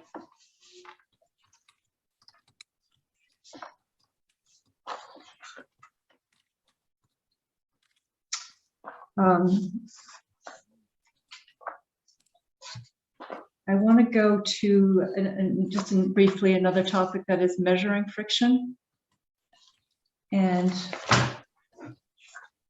I think it's probably easiest to go to your PowerPoint table 2, the examples of friction investigatory levels. Registrar, is it possible to turn that up, please? Your counsel, sorry, you don't have an image number for that in the PowerPoint, do you, perhaps? I don't. I can tell you this. Do I just count the pages?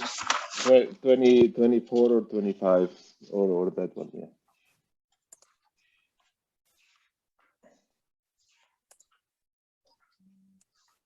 Maybe 12? Yes, that's it. Thank you.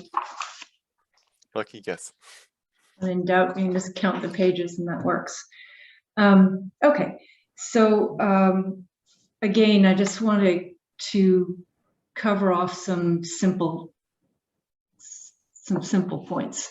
And that is, you provided evidence earlier today that you would expect that a friction, sort of that the friction number is influenced, well, determined in part by the speed at which the test is taken. So, and the instance on table 2, the test is done at 50 kilometers per hour. Yes, in both cases. Okay. And then and again, if they're not, they are adjusted to 50 kilometers per hour. That's a reference. okay.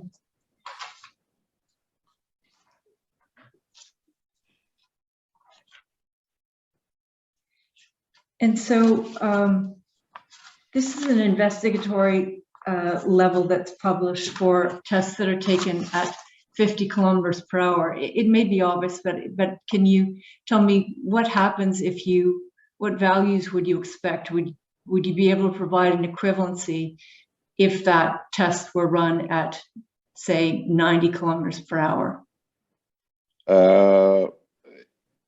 The problem with that is you would need the macro texture of the pavement to make that conversion. Okay. But it will definitely be a lower value. Okay. And I can see from AASHTO that they do run some conversion numbers for tests run at different speeds. Correct. Okay.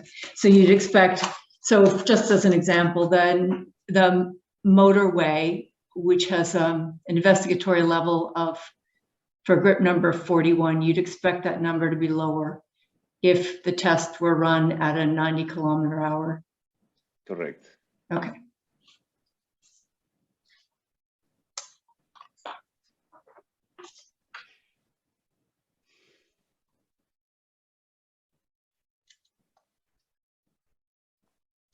Okay. Last question, and thank you for your patience here. In your report, you identify a number of other techniques that are used to improve friction. Mm-hmm. If I can ask the registrar, please just turn up in image 31. And the other report. Oh, sorry. Yeah, thank you, sir. Can I just, before we do this, Ms. Roberts, I just want to confirm my understanding. So are you saying, Dr. Flinch, that the investigatory level for a motorway would be lower? Not. Oh, let's go back to it. Yeah, let's turn that up again, please, registrar. That's from the PowerPoint image 12. It warrants some scrutiny, Commissioner, because you will see that these tests are run at different speeds and you see different numbers. No, I understand that. Yeah. Yes. What happened is if you measure at higher speed, you are measuring a lower value. So the equivalent value of 50 kilometers per hour will be higher. So your number will be a little bit lower if your investigatory level will be lower because you're testing a higher definition speed. Measuring less friction. Yes. Okay, that's fine. Just wanted to confirm that. Yeah. Thank you. Thank you, Commissioner. You brought clarity to the point that apparently I was laboring with. There you go. Okay. All right. If we can please turn up 31. Thank you, registrar. And again, I just want to address one point, and it's a small point, in that one of the techniques you identify here is chip seals as being a possible option. And do you have an opinion as to whether this remedial technique is available in cold climates where we have temperature swings of more than 20 degrees Celsius?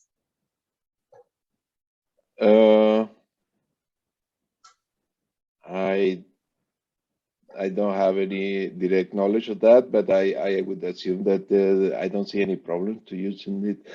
In some places that there is problems with loose chips that break windshields, and some agencies don't like it because of that. But in terms of providing good friction, I think it could be a good technique as long as it's constructed properly. Is that these are very sensitive to construction quality. Okay. Okay, thank you. Those are my questions, and thank you, sir, for your patience. No problem. Commissioner, I believe Ms. McIver for the MTO may have some questions. Thank you, Mr. Lewis. Hello, Dr. Flinch. I'll be very brief. My name is Heather McIver, and as Mr. Lewis mentioned, I'm counsel for MTO. Dr. Flinch, you referred to pavement friction management in the United States at section 2.5 of your report. And in that section, I believe it was page 29, you referenced the AASHTO guide for pavement friction. I don't think we need to turn it up, but you'll recall that in setting out or referring to the AASHTO guide, you note that it describes 3 methods that agencies may want to use to set investigatory thresholds based on friction numbers. That's correct? That's correct. Okay, and I just want to confirm my understanding of that.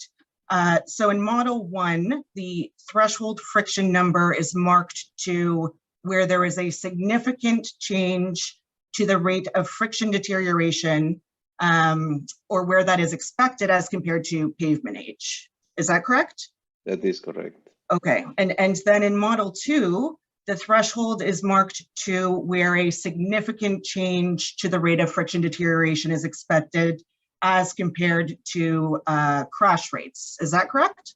That is correct. Okay, and then finally, model 3, the threshold friction number applied is that at which there is a significant increase in the wet to dry crash rate. Do I have that right?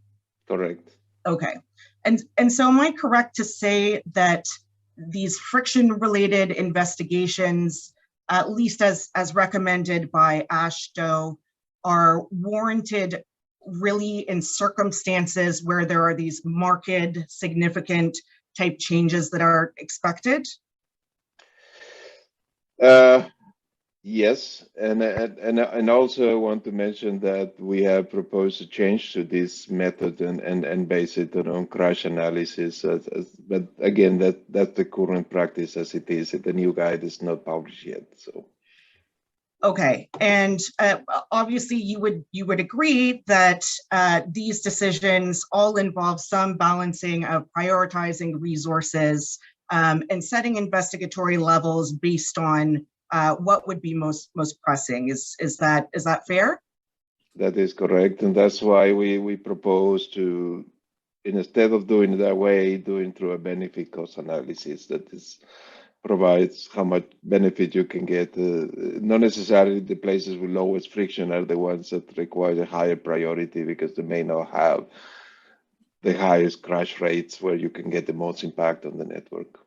Right, and so when you make that comment and you're talking about the shift, am I correct in my thinking then that this would be a shift further away from one standard friction number across all roadways that would be relied upon to trigger an investigation?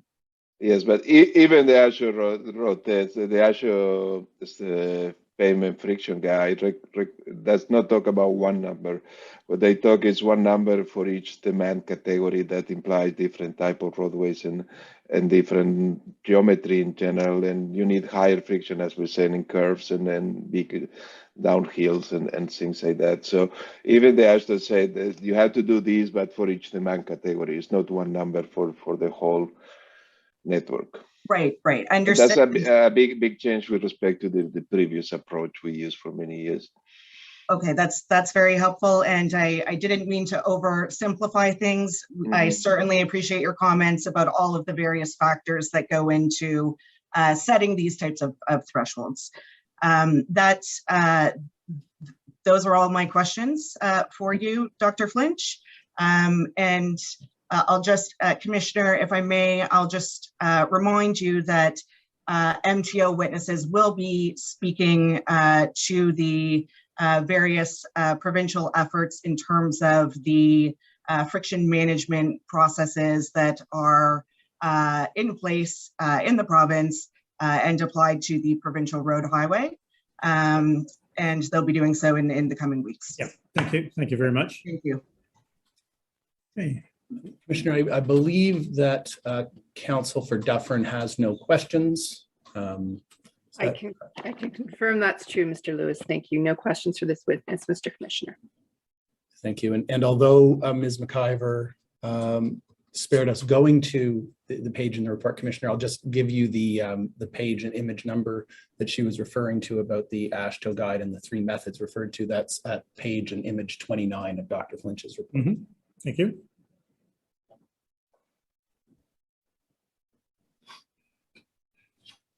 So does that conclude the evidence for today? I guess it does. It does, Commissioner. We finished, we'll be refining our estimates over time, I hope, once we're particularly comfortable with the technology, but it seems to have gone rather smoothly today. So we'll start with Mr. Brownlee at 9:30 tomorrow. Okay, well, then let me just close by thanking Dr. Flinch for his participation today. And we'll stand adjourned until 9:30 tomorrow morning. Thank you. Thank you, Commissioner. My pleasure. Thank you.